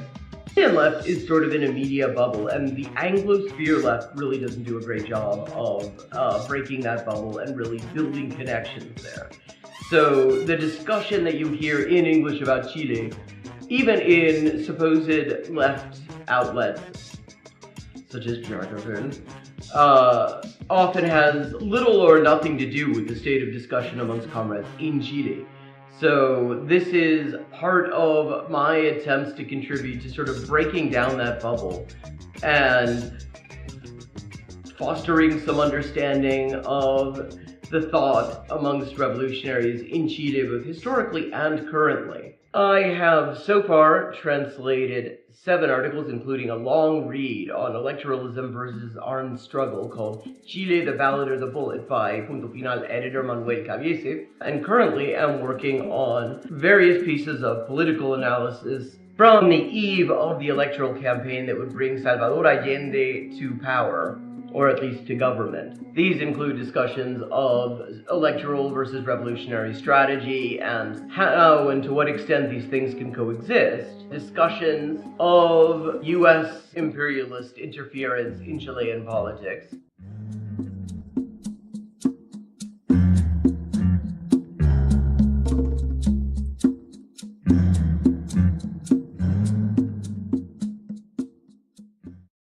One of the challenges of this project, since its inception, has been getting the word out. The billionaire-controlled black box algorithms that dominate our lives don't like small creators or small projects. nor are they particularly keen on ideological viewpoints that are inconsistent with the whims of billionaires. What's more, they positively detest anyone who isn't paying for reach, and then they turn around and make it ever harder to do even that in a useful way. The result of all this is that there are definitely considerably more people who would be interested in this project than actually see any of my posts about it. And that's why I have a small favor to ask you. Tell your friends about the crowdfunded translation project. Share the completed translations, link the Patreon and the Facebook pages. All those links are in the description. Let people know that this project exists and what it's all about. Let them know that I want to hear their ideas for future crowdfunded translation projects at crowdfunded_translations@elisehendrick.com. And if you've got any ideas, I'd love to hear them. Ultimately, the crowdfunded translation project is for us all. The whole idea is to translate texts that have fallen through the cracks by making it economically viable for a professional translator, i.e. me, to work on them and to make the results freely available to everyone. I think that a lot of great things are coming out of the project, and even more can result from it yet. But it all depends on making the project visible to the people who might benefit from it and consider supporting it. Thank you for watching for this length of time. I hope you found it interesting, and I hope that it will encourage you to get in touch with the crowdfunded translation project, look at our translations, to get in touch with, to get involved with the crowdfunded translation project. Make suggestions, read the translations, let people know that this exists. This could be a great resource, but it's been a real fucker trying to get the word out about it. So thank you very much. Even watching this and commenting and leaving a like and sharing it on your platforms, or even to yourself in an email apparently, will help increase the visibility of this video and thus of this project. Thanks so much, and see you on the next stream. Thank you very much. Even watching this and commenting and leaving a like and sharing it on your platforms, or even to yourself in an email apparently, will help increase the visibility of this video and thus of this project. Thanks so much, and see you on the next stream.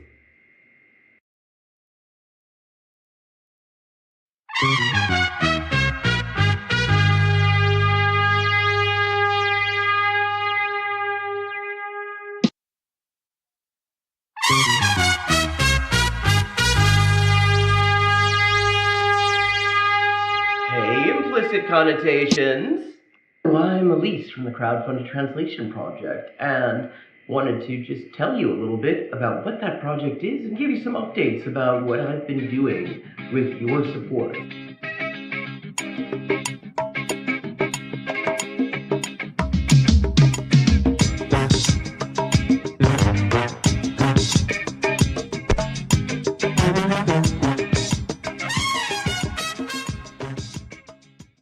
The Inessa Armand project.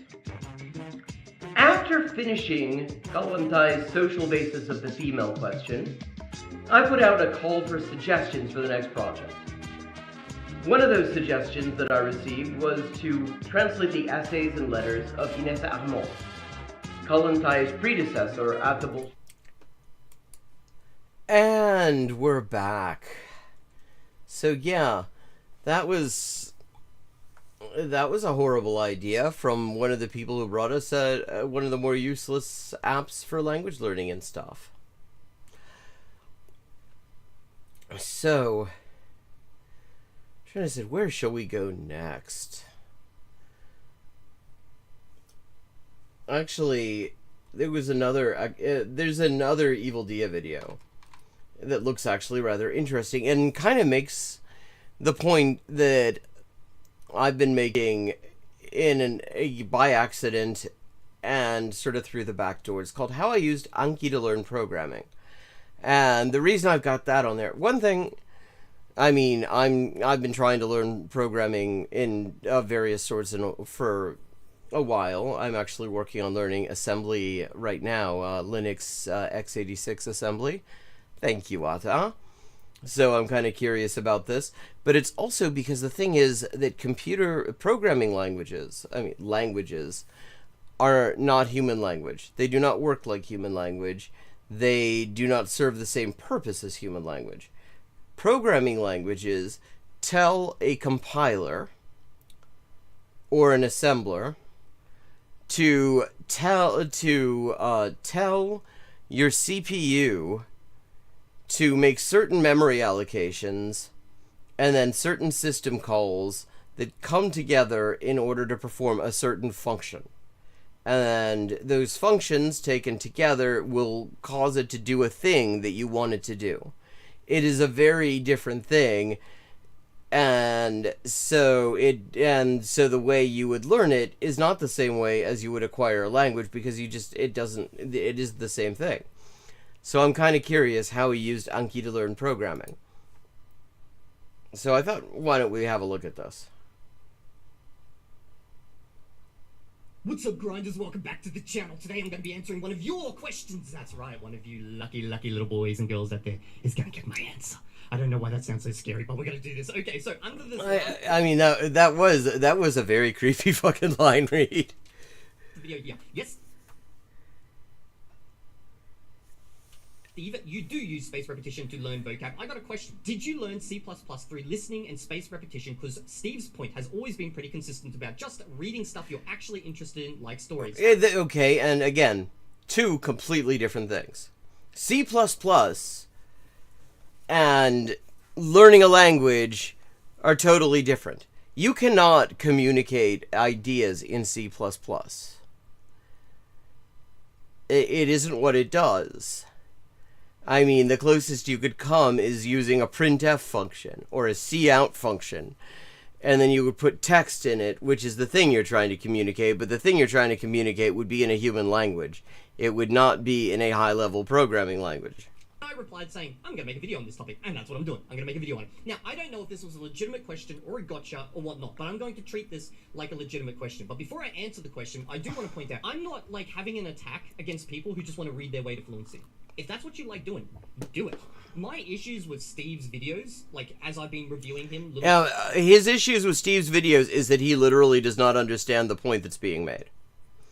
He literally does not comprehend the first thing about what Steve's saying. We watched him reacting to Steve's videos, and that's all it is. He just doesn't understand. Bit by little bit, is that he likes to set up, how should I say it? False premises in some way. So he'll say, oh, you know, flashcards are bad because they're this. He doesn't say flashcards are bad. He actually says flashcards have a very specific use as priming. He apparently uses the term priming in this context the same way that I do, where you would use them to just kind of remind yourself real quick of some words you're likely to hear in the input you're using. He says that they have that limited use.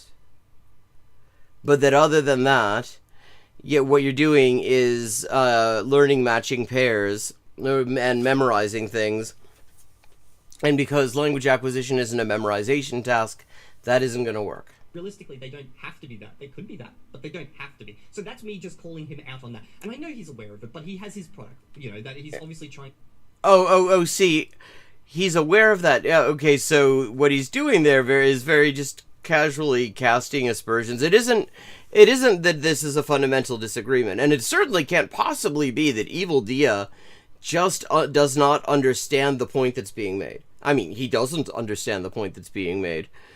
And I mean, it's really impressive the degree to which it has just flown over his head repeatedly, just not even on his fucking radar. It has to be that Steve is saying these things because he has a product to sell, and that he wouldn't be saying these things if he didn't have a product to sell. And the thing is that the approach that he's taking is actually not an easy one. Yeah, he has a thing to sell. It's true.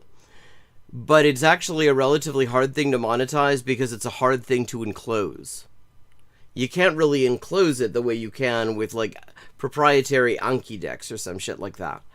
Because the method that he's talking about, you can use on all sorts of things that you could just get free online.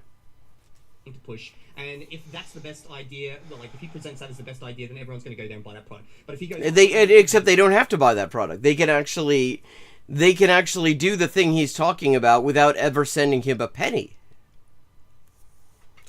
The thing he's talking about can be used on all sorts of things, on all sorts of content that is available free online.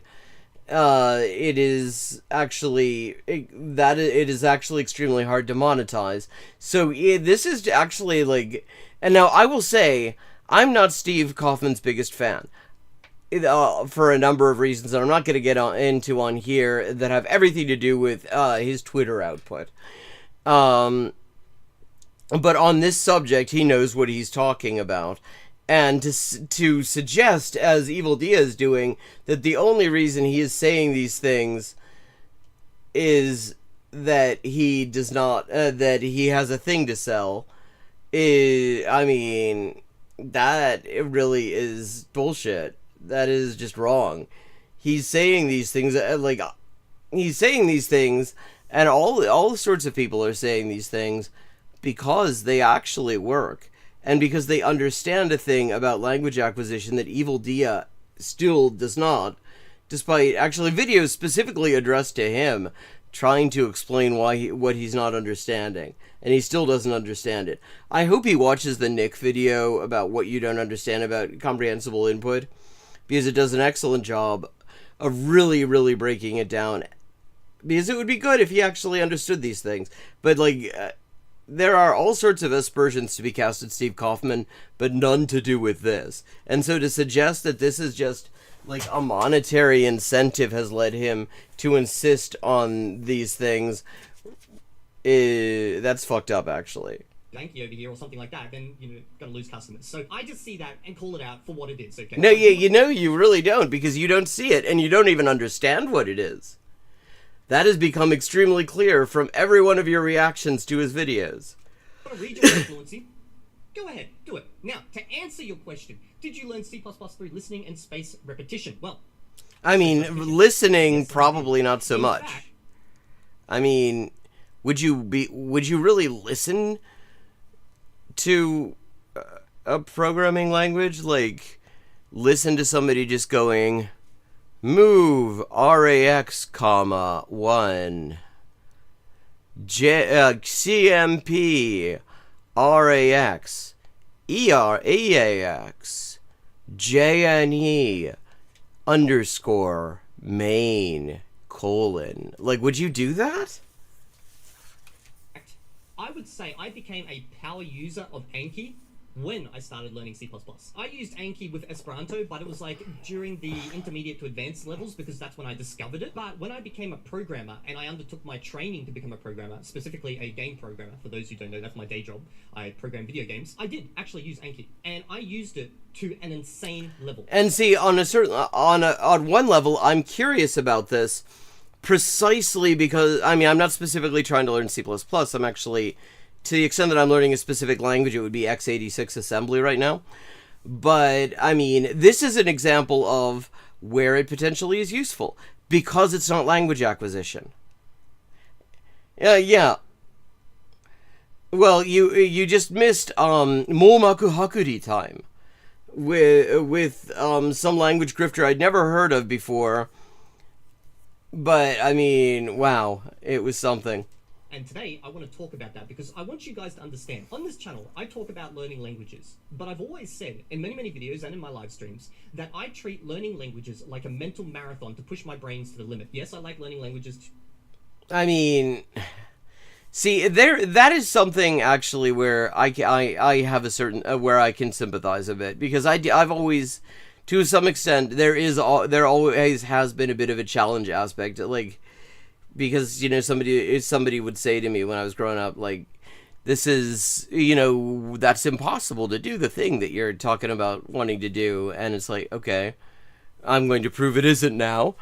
To, you know, communicate So people who I do have different a languages. I have an appreciation for that mentality, is what I'm saying. But it's more a mental exercise for me. So the skills that I learn via learning languages, I apply to other things, and other things, you know, other skills that I learn, I apply them to languages. That's the whole point. A lot of people treat languages like it's this unique, special. No, well, yes, the people. There's a special name for those people. It's called linguists. The people who are specialized in this field are the ones talking about how this is a different thing. It even has specialized areas of the brain to do with it, because it is not the same thing. Skill set that's got, you know, like ways of doing things that. Yeah, it does. Yeah, like literally it does. It does not work the same way as these other things. It is different.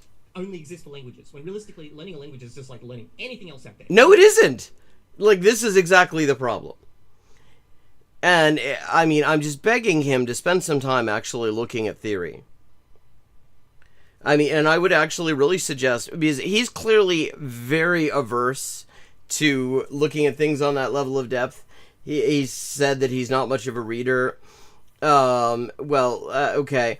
But that video that Nick did, actually, that what you don't understand about comprehensible input really does do an excellent job of breaking it down. I think it would be doing a good job of breaking it down for somebody who really does not know a lot about this. And when it comes to this, Evil Dia really does not know a lot about this.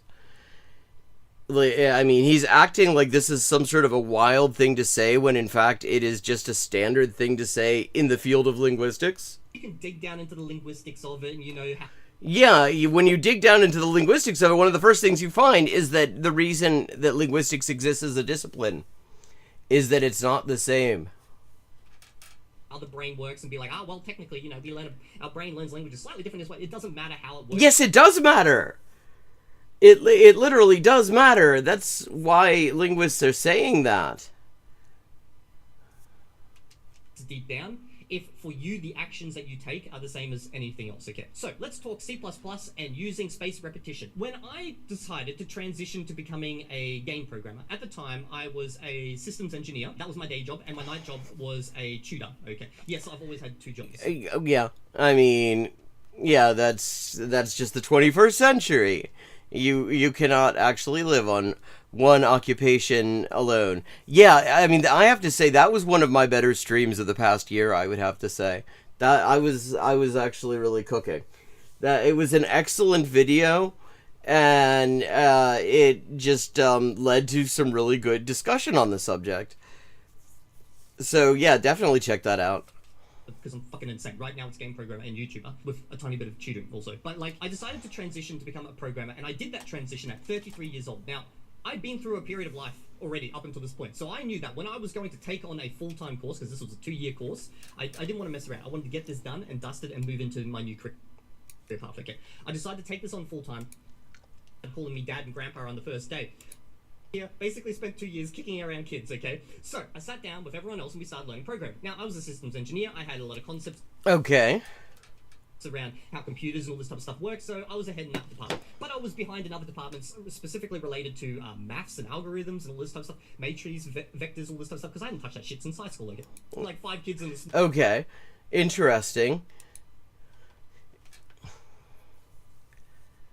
Oh yeah, definitely. I'm very happy with that. That was there are streams where I don't where like I'm not sure what the fuck I'm gonna do, and then I finish it and it's like, okay, that was a couple of hours of me talking. Maybe some of it was decent.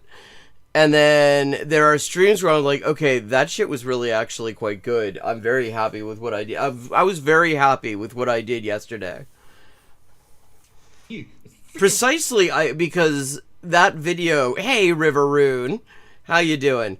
Precisely because that video yesterday, because it was actually getting into a higher level, it wasn't just sort of reacting to people who were just being loudly wrong about things. Because of that, it was possible to really kind of get into it on a higher level, which was really quite good. And I will have to think about that in terms of stuff that I look at on stream in general, because it is true that there is only so much you can do when you're talking when you're like reacting to people being wrong about stuff, especially if they're constantly wrong about the same stuff. Hard to get into. There's very few companies in Australia where you can actually work as a game programmer. And at that time, that was my life dream, okay? I wanted to be a goddamn game programmer. That way, I could work on shit that was cool. I could play games. I thought if you came... Yeah, I mean, I've heard from, like, people, game developers often have a real, and these large companies get treated like shit. Your job would be playing games a lot, but it turns out when you program a lot of games, you don't want to play as many games. But anyway, I knew what I wanted, okay? I had to somehow get ahead of the competition. But the first, month or so, I was just learning the foundation like everyone else. Okay, but I want to, that's, I mean, interesting on a certain level, but I want to hear how he's using it to learn programming. Way that doesn't waste memory, all this type of stuff, and then to access multiple different systems that have many different code bases, and put that all together in a way that works nicely. I'm trying to use simple terms here for the non-programmers among you guys, okay? Now, what happens with Unreal Engine, which was the software I was working on at the time. Now, if you don't know what Unreal Engine is, it's pretty much what every big game... I mean, if you play games at all, you will probably see the words Unreal Engine at some point. More than freaking, 3 gigabytes of data uses, okay? It's like the big one out there in the industry. We were learning this. Now, when I was doing this was about 6 years ago, and the way you would code it is you'd code it in Visual Studio. Visual Studio was freaking slow. Like, insanely slow. And it did not have anything called code completion. That is where you start writing, like, you access a... Oh, okay. Yeah, I will say, that is one of the very nice things on Kali Linux. Because you can just tab complete. Yeah, sometimes you'll have these long-ass strings in a script or something like that. And you have to remember all the arguments and all this shit, and it takes a really long time, especially if, and it's a pain in the ass, and being able to just tab it out, if it just sort of selects it, or, have it suggest the things, that is very handy.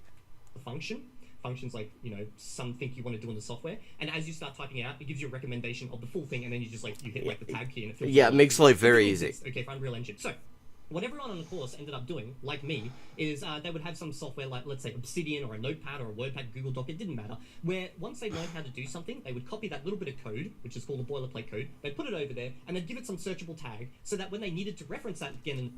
yeah, okay. Just go to whatever their application they're using. For me, at first, it was Obsidian. And I'm surprised that 6 years ago they didn't have code completion. That seems like something that would have been pretty easy to have. Search for it, and then they copy to paste. At first, that works well, because, you don't have to keep rewriting the same... Eventually, it's gonna pile up. You figured out how it works, you don't have to research it, but the problem now starts to occur when you have to constantly do this for new pieces of code, over. Yeah. And then you need to copy back.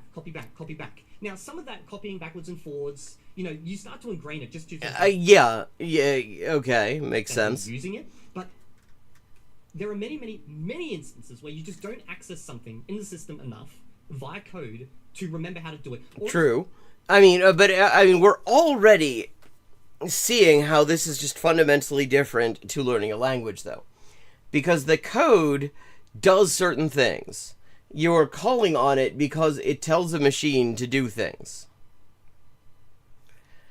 And that's not how, talking or writing in a human language really works. I mean, yes, one of the things is you can tell people what to do. For some people, that seems to be the main use of it. But really, that isn't the main thing that goes on. I mean, that isn't the only thing. It's a much more complicated thing. When you're creating these functions, you're creating these objects and all this sort of shit with attributes and methods and all this in order to have a compiler then create a binary that tells a processor to do certain things. That isn't, it's just a fundamentally different thing. just so big and cumbersome, or it uses random symbols that you just never remember. Yeah. So pretty much everyone was just constantly doing this. Okay, I'm gonna write this bit of code. Okay, now I need to figure out how to do that again. Let me search my little database of code snippets. I'm gonna grab that. I'm gonna put that in there. I'm gonna modify it slightly. Okay, good. Now let's write the next line. Oh god, now I'm gonna go back over here. Grab, boom. You can imagine. At this stage, Yeah, I that was would be a doing this huge kind of pain in the for a bit, ass. and then it just kind of hit me. I was like, wait a second. Anki was like originally designed for like med students, so it should be able to just use it for coding, right? So that's what I did. I took all those common functions that I had to constantly keep copying across, put them into Anki as close statements, okay, and then just practiced. I just freaking practiced. Now you can imagine I made lots of mistakes because like you have to be 100% accurate if you want to match it. Yeah, this is true. I mean, when you compile things, debugging is a huge pain in the ass. This is one of the things that has led me to sort of pick up programming and then put it down again, because at a certain point, you keep getting these error messages, and it's because someplace in there's a semicolon missing, or a bracket you didn't close in a statement with like 20 nested brackets and all this shit. And it is such a pain in the ass to go through if it does not actually tell you what you're supposed to be doing. But I did that for about 2 weeks, and I went from like the mid student in the class to the top because I was just smashing out code. I basically ended up just closing down Obsidian completely and getting rid of it because, well, I didn't need it anymore. I was typing out everything, and then it got to the point because every time I discovered something, I was putting in Anki. I was adding like 20 cards a day for code into Anki. Okay, interesting. And doing an hour review before classes even started. That was pretty much it. I wasn't really doing languages at that time. Okay, like I dealt. Well, now I'm interested. Is he going to show us what these cards look like? Like, okay, so you have the code on. Is it like you have the code on one side and what it's for on the other side? Like, what was he doing? I don't know. I thought at that stage, that's enough languages. I won't learn another language ever again. So I was doing that before class, an hour practicing. I'd get the class and I'd just boom, smashing out code. And then eventually I was like, I don't even need Visual Studio. Like, this thing's just big, clunky. It's not doing much for me. It's just slowing me down. So pretty much the only thing I needed it to do was to generate solution files. And then from there, I just worked straight in Notepad. I just be like, opening up Notepad, type out the entire class. I mean, Notepad. I mean, there's so many better text editors though. Because, I mean, one of the nice things about using a text editor is that it color codes stuff for you, and Notepad doesn't. The color coding really, I have to say, comes in handy. Do a thing over here. Like, it got to the point where I could just literally operate only in Notepad, which, for everyone else in the class at the time, they'd see me doing this, and they're like, bro, are you just trying to show what the fuck are you doing? Yeah, because Notepad does not, I mean, yeah, that would be a bit of a flex, because Notepad does not give you any assistance at all. It is literally just black on white. There's no color coding. There's no completion. There's nothing. Yeah, I mean that would be a flex because you would just have to memorize everything. Notepad. I was like, because like this is actually more efficient now that I know all the functions that I'm trying to call. Because after learning like 400 different function calls and where to go, I was able to quite easily access everything I needed. Now again, this is not me whipping out my e-penis to try and show off how awesome a programmer I am. An e-penis. This is me showing that these types of tools, spaced repetition, are fucking excellent for stuff like that as well. Okay? Well, so yeah, in fact, I would say probably especially for stuff like this, because this is where rote memorization really comes in. I mean, the way he's describing the workflow ought to tell you right now how different this is to how you use a human language. Because you're calling this same function over and over and again, and it has all these arguments and all these methods associated with it, and you have to get it all in right. And if you don't, it's going to fuck everything up, and you're going to have to spend an hour hunting for the error. Which is just not how, you know, the use of human language operates. It is precisely why I think this actually would make perfect sense in this context, and why I'm really kind of hoping it shows how he structures these cards. C++.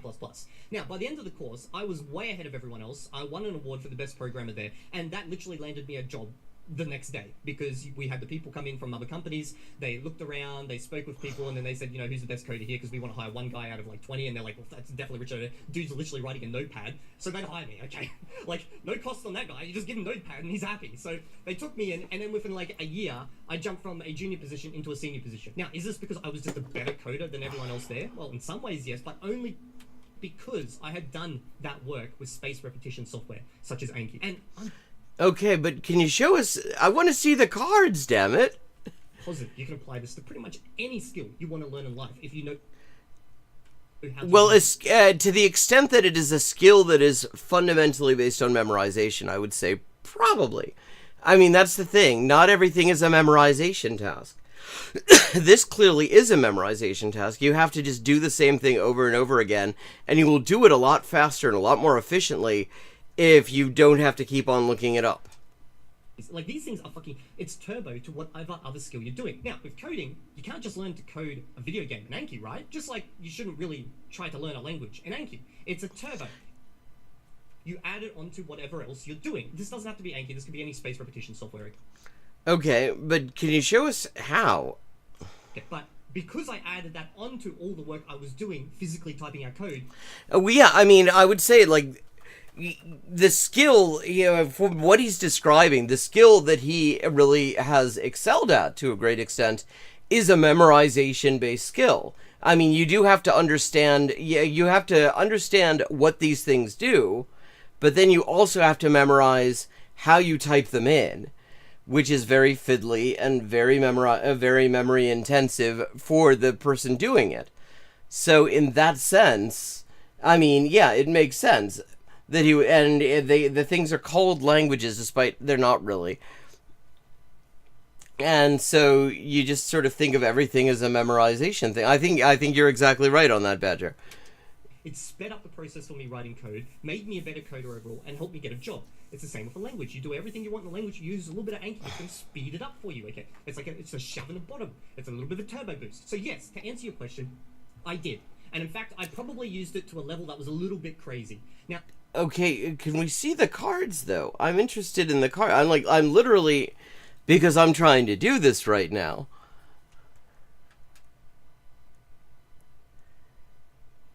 I mean, I don't even think that the cards necessarily... See, okay. I see where you're going with that, Brian.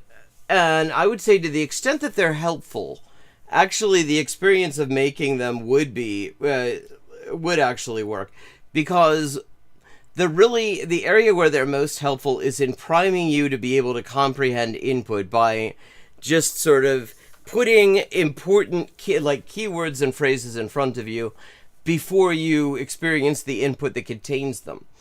And in that context, making the cards would be as good as just reviewing them, really.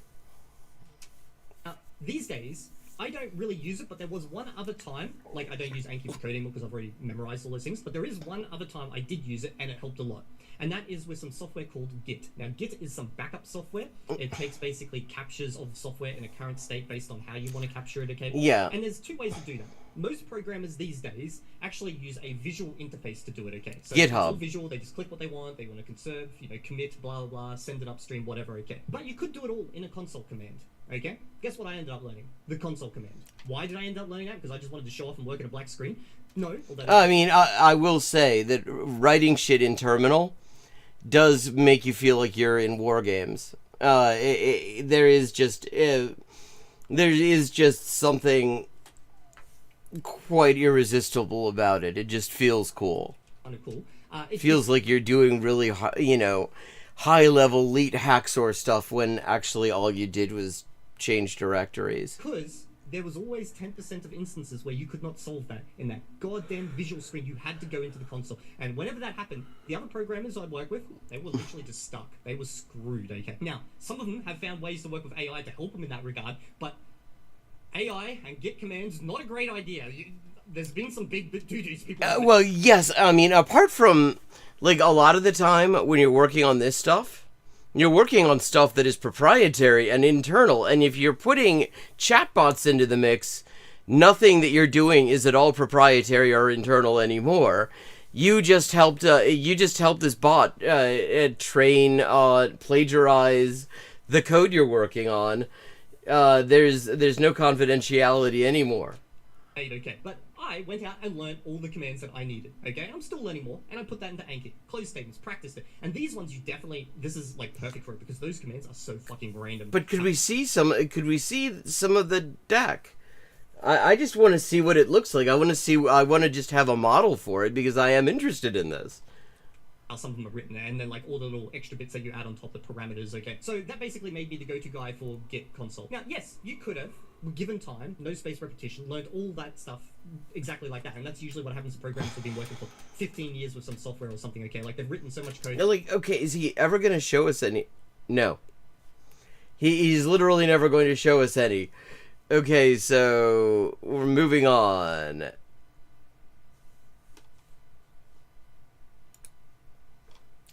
Now, we'd had a request yesterday for some stuff on Korean. So I thought we would look at some Korean resources.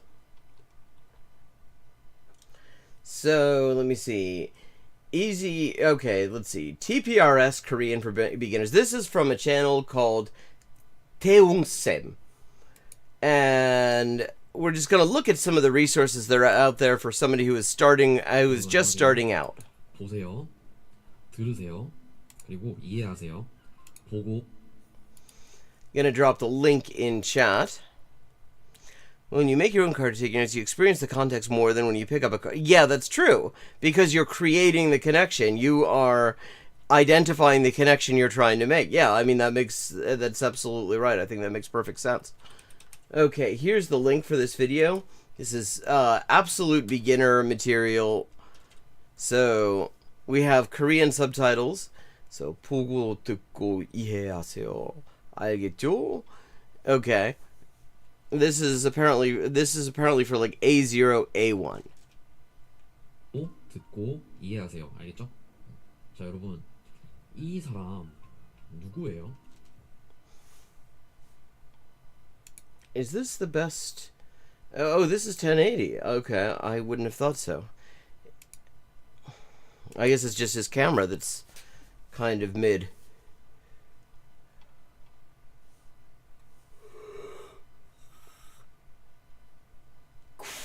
Oh, here we go.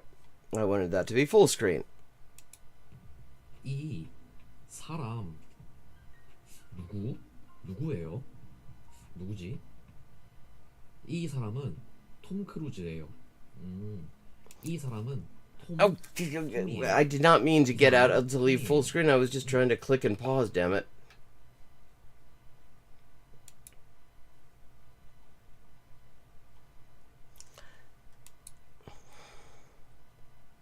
이 사람은 누구예요?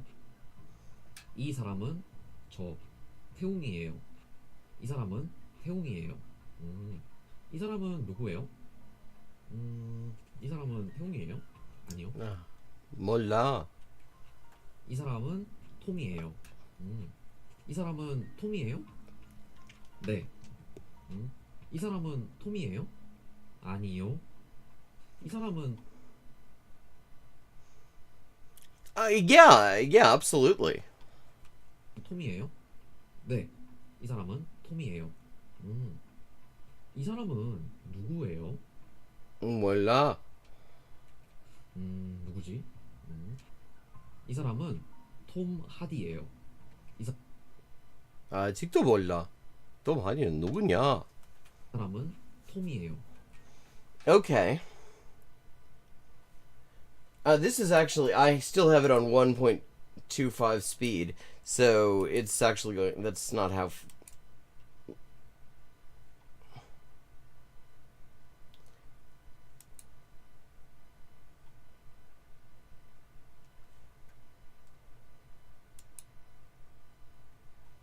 Okay, so let's see what the actual speed of this is. 오, 이 사람은 톰이에요. 이 사람은 톰이 아니에요. Okay, I think this is actually probably quite good. I mean, yeah, it's a reasonable beginner speed. I think he's doing a very good job in terms of providing visual context that will work. This is not, he's not overcomplicating things. I mean, we just have like simple declarative sentences and not a whole lot of excess words, like just names of people, which is easy, and familiar names as well. Very good.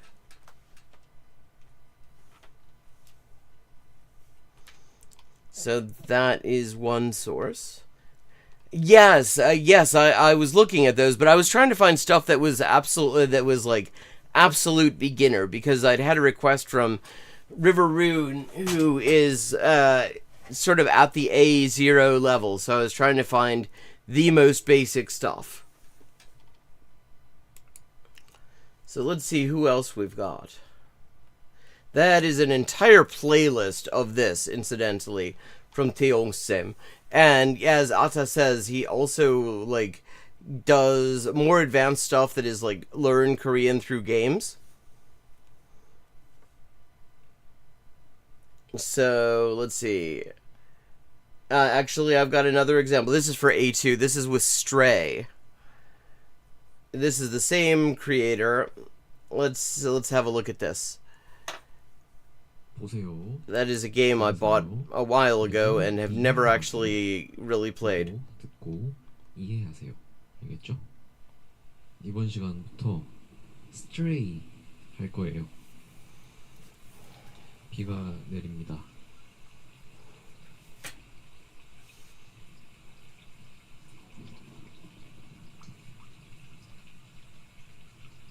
영화 같아요. 고양이가 있어요.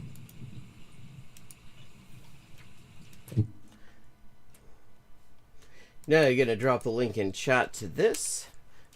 This, I believe, is also a series. Yes, Stray Episode 1. This is a series of videos. Beginner comprehensible input with him playing Stray. 고양이들이 있어요. 고양이들이 있어요. 고양이들이 4마리 있어요. 이 고양이가 저인 것 같아요. 와, 이게 저예요, 저. 와, 휴. 누워서 꼬리를 가지고 놀아요.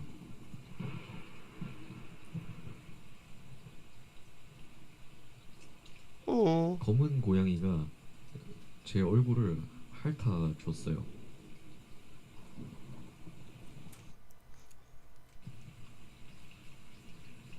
I mean, he does this at a pretty good speed.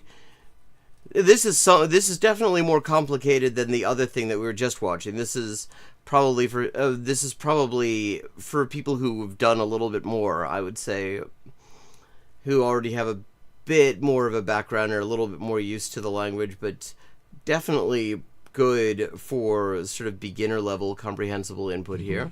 He's just all he's doing is narrating the stuff that's on the screen and not even trying to describe the background. It's just you know, this is me, these are cats. The black cat did something, you know, licked my face. 장난쳐요.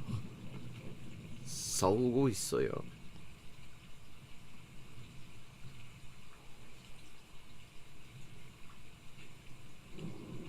이 친구한테도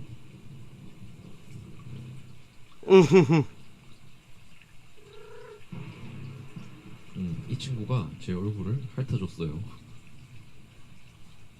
너무 귀엽죠?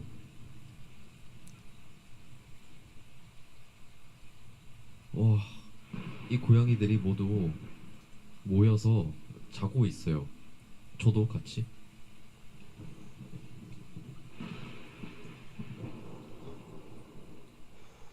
너무 귀여워요. Okay. Very, he says it's too cute. And it is indeed.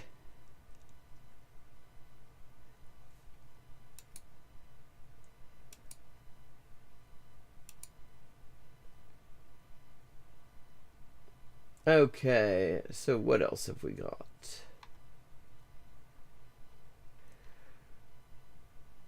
It's okay, and this is from another really good channel. I would say, especially for material that I would say is priming.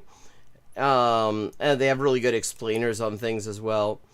This is Talk to Me in Korean, which is kind of, I would say, one of the best known Korean language learning channels. I think they even have, like a brick and mortar school in Korea as well. And so this is listen to Korean as you get ready. This is an entire 1-hour video of what they're saying, essential words for beginners. So let's have a look at this.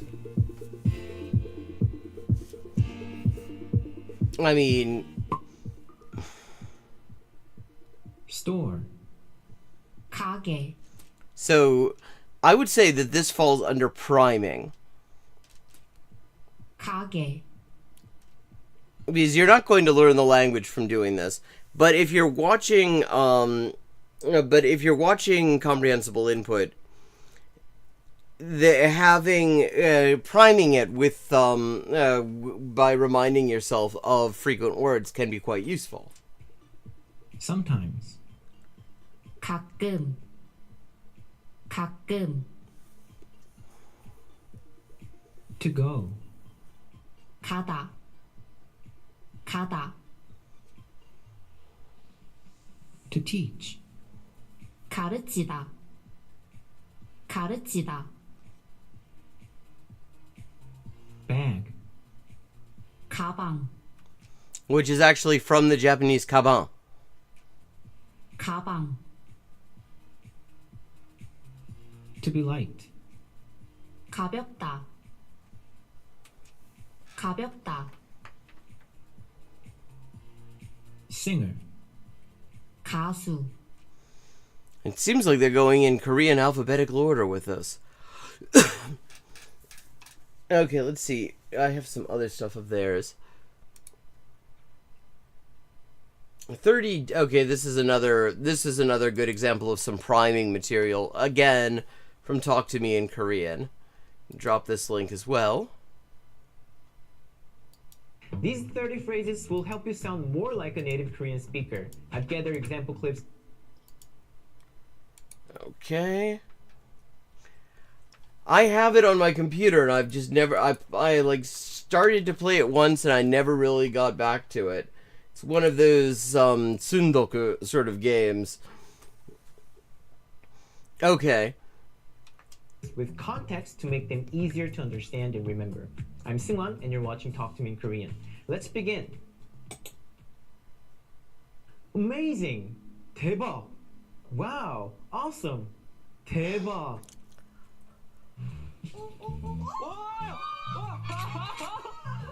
대박! 대박! 대박, 대박, What's this? 이게 뭐야? 이게 뭐예요? What the heck? 이게 뭐야? 이게 뭐예요? 대체 뭔데? 이게 뭐야?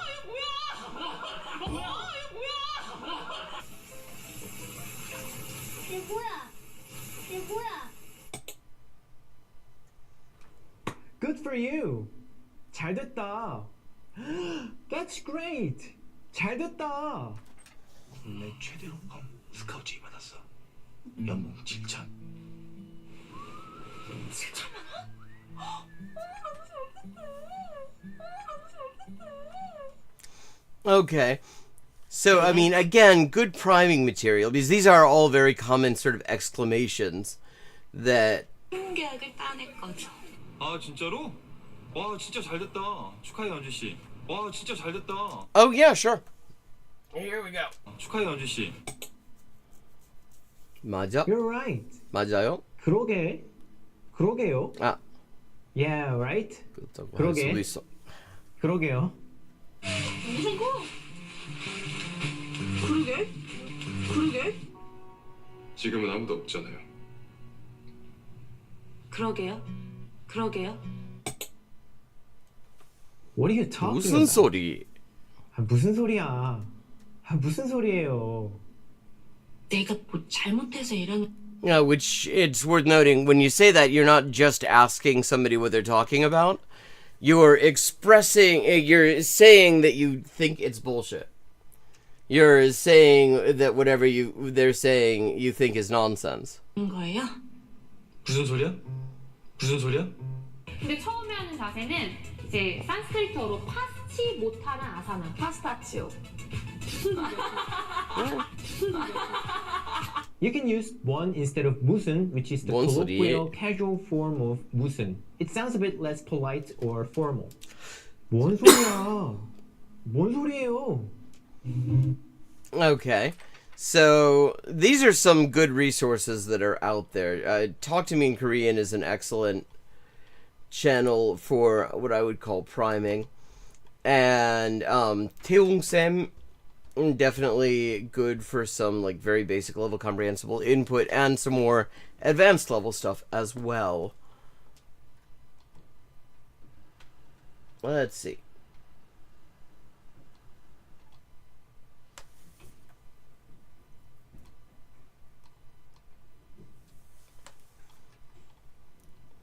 And then just for the end, we have a video. This is something that just randomly showed up in my recommendations, and I'm kind of curious about it. Russian is Weird, 10 Things That Fascinate Me About the Russian Language by somebody called Dave Huxtable. Never heard of him. Never heard of his channel. But weird things about Russian, I'm quite curious. Русский язык странный. Russian is strange. What are all those wonderful letters? Yeah, I will say what got me interested in Russian in the first place when I was like 5 years old is how cool the alphabet looks. About. How many words for go does a language need? Why do I have to learn 2 words for every verb? What kind of grammatical gymnastics? Yeah, because there's the perfective and the imperfective aspect of each verb.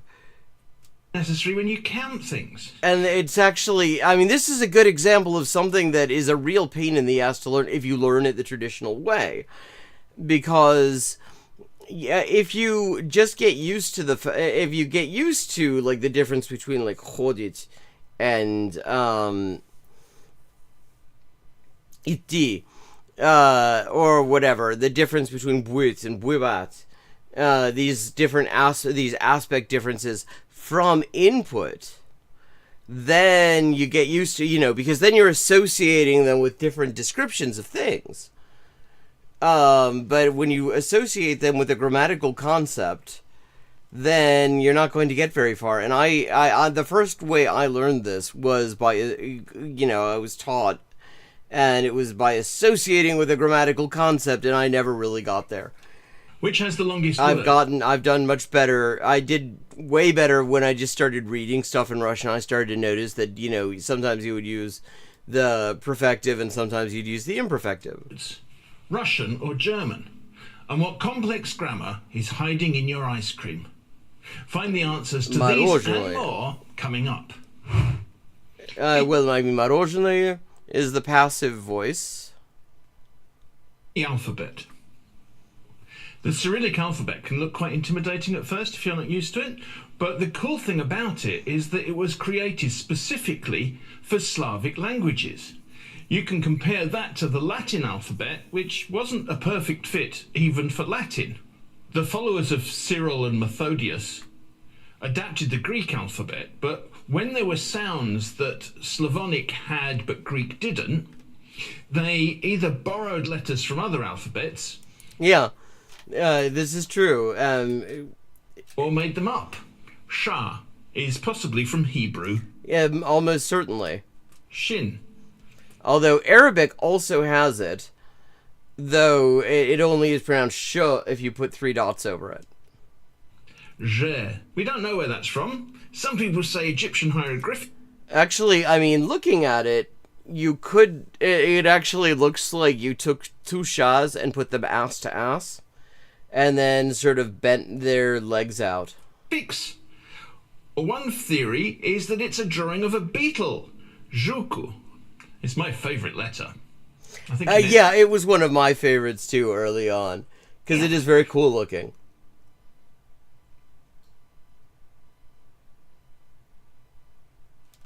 We don't know where che came from, or tse. If we compare Cyrillic with Latin, there are some letters that look the same and represent the same sounds. A, ka, m, Akmot. or te. Then there are tricky false friends that look similar to Latin but represent different sounds. V, N, and R, the S. With one exception, 2 exceptions, 3 exceptions. Okay, this actually Hello, Moth Gang official. Welcome. I don't think I've seen you here before. If it's your first time, welcome. We're looking at a video about weird things about Russian. And I was about to say, actually, if you know Greek, this all makes sense. And then the more I was looking at it, the less that is true. Because S, that isn't Greek. Yes. And, I mean, yeah, but in Greek it isn't. Actually, there is a Greek letter that looks like that, and it is not pronounced N. Ooh. Ha. I mean, that one, yeah, that's Greek. Where are you joining us from? Hard and soft. You might not know this, but tongues can multitask. So when you make a speech sound, your tongue or the rest of your tongue can be doing its own thing. When we make the sound W, often spelt W, in English... Oh, what part? We round our lips and let the air kind of get squeezed between them, but at the same time we raise our tongue, the back of our tongues, up towards the soft palate, or velum. Yes. I mean, this is definitely a challenging thing to start out with, because you have myakký znak. And myakký znak, all it does is change the way you pronounce the letter that came immediately before it. It does other things in other languages that use Cyrillic. In, like, Chechen, it's like an umlaut. Oh, no worries. I was just curious because I lived in Wales for a while. Without that raising of the tongue behind, it sounds really weird. You might have heard of light and dark L in English, where in some dialects of English, including my own, the L in lip is different from the L in pill. So you get l with the tongue in a neutral position apart from making the l sound. That might not be true for you if you have a North American accent or Australian, or even the north of England or Scotland. Lip. And that's one example, but it's not the only example. Even in English, we tend to velarize consonants at the end of syllables, but ul is the only one anyone ever notices. Russian makes a whole system of that. Yes. Very much. And it's important because there's a difference between brat and brat. Brat is a brother. Brat is to take. Consonants and the difference is the soft consonant, the soft te. Either velarized, with the tongue pulled back, or palatalized, where the middle of the tongue is raised towards the hard palate. So you get the distinction between le, and l, pe. What sort of methods are they using to teach Spanish? P, B, B. The Cyrillic alphabet has a chytry sposób, a clever trick. There are two sets of vowels, one that makes the preceding consonant hard, or velarized, and another that makes the preceding consonant soft, or palatalized. A, ya, e, ye, I. Yeah, in fact, in some Slavic languages, the way you get the difference, a lot of the difference between a and ya, they don't do the separate ya letter. They have a myakký znak that is put on the preceding consonant, at least some of the preceding consonants, and creates it. O, yo, u, you. Luk, onion. Luk, hatch. Nos, nose. Nios, carried. Rat, glad. Riat, row, line. Will, was. Bill, beat. Was beaten. The whole oral posture, the way you hold your various speech organs, changes. Mama работала до 55. He is very good. He is very good Russian pronunciation. Mum worked until 55. And so for the velarized or hard syllables, you get this kind of squeaking like you've got a potato in your mouth. Whereas the palatalized ones, the soft. Oh, I hate that sort of thing. Consonants, you get this kind of chirpy. So much of the way they teach languages in school, even now, is bloody worthless. It is very much, a lot of it is using sort of empirically invalidated methods, where it's like, okay, now we're going to memorize some conjugations. This is, I mean, like, this is why everyone in Ireland, well, in the 26 counties anyway, has to learn Irish in school, and yet hardly anyone in Ireland actually knows Irish. No matter how well they did learning it in school, because they teach Irish the way they teach foreign languages in general in a lot of English-speaking places, which is to say badly. I have no problem with swearing. I have a bot that does some moderating, and sometimes it does things that I do not want it to. So, yeah, your mileage may vary. Let me put it that way. I'm exaggerating a bit, it must be said. Words for to go. Talking about to go in Russian is a major linguistic undertaking. Hello, and welcome to Dial a Word. Which word would you like me to translate for you today? Ah, yes, hello. I'd like to know how to say to go in Russian, please. Yeah. I mean, this is not actually unique to Russian. Like, German does this too, amongst other languages, because there's, like, there's gehen, there's fahren, and then there also... Oh, I'm afraid I'm going to have to transfer you to another department. The Art of Motion department. How can I help you? Oh, yes, hello. Yes, I'd like to know how to say to go in Russian, please. Of course. How many directions? I'm sorry? How many directions do you go? Does it matter? In Russian, you cannot just say go. We need to know in how many directions. One direction, one set of words. Одно направление, разное направление. Идти, ходить, ехать, ездить. Multi-directions, another sense. If you go and not come back, or you are in process of going, one direction. If you go and come back, or go and intend to come back, or wander around, multi-direction. Okay, let's go with multi-direction. How do you say that? Hold your horses. How do you go in multiple directions? On foot, in vehicle by land, by plane, by boat, running, crawling, swimming. How about if I go by train? I mean, some of the things that he's added in there, of course, are things that are not unique to Russian, like the fact that, swimming, for example. And come back by plane. Don't come rope run with me, mate. Australian sling. Okay, then let's say on foot. How do you say that? No, we're not quite there yet, I'm afraid. Are you going in, out, up, down? Yeah. Входить, выходить, всходить, исходить, обходить, подходить, переходить, доходить. I mean, but a lot of this, he is inflating this in order to make the point. Because a lot of these prefixes you can use on lots of things.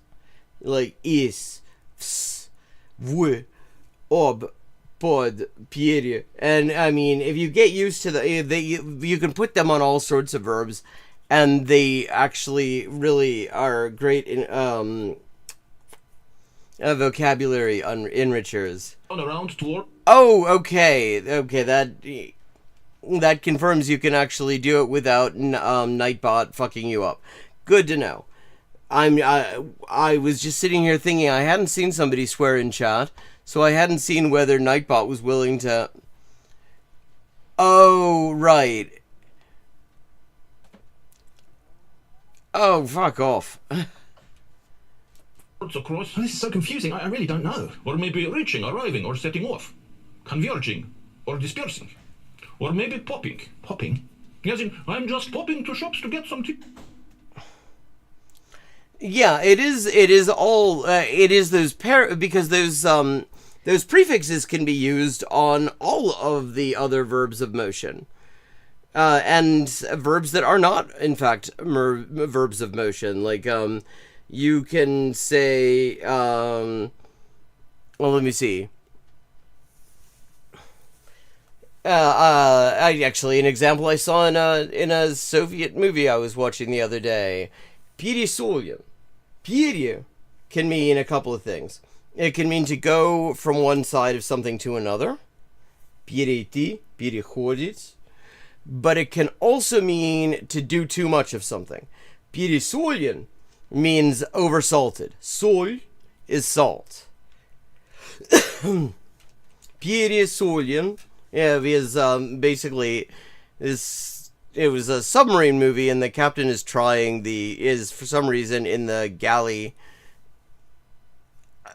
Oh yes, that is a good place to be with Nightbot. My dear. Yes, that will do. Ладно. Сходить. To go and come back by foot, often for purpose. Я схожу в магазин. Of course, Чаем, дорогая. Oh, thanks for that. Yeah, while I've got you, how do you say carry? In how many directions? Если вам нравится, пожалуйста, подпишитесь на канал. Спасибо.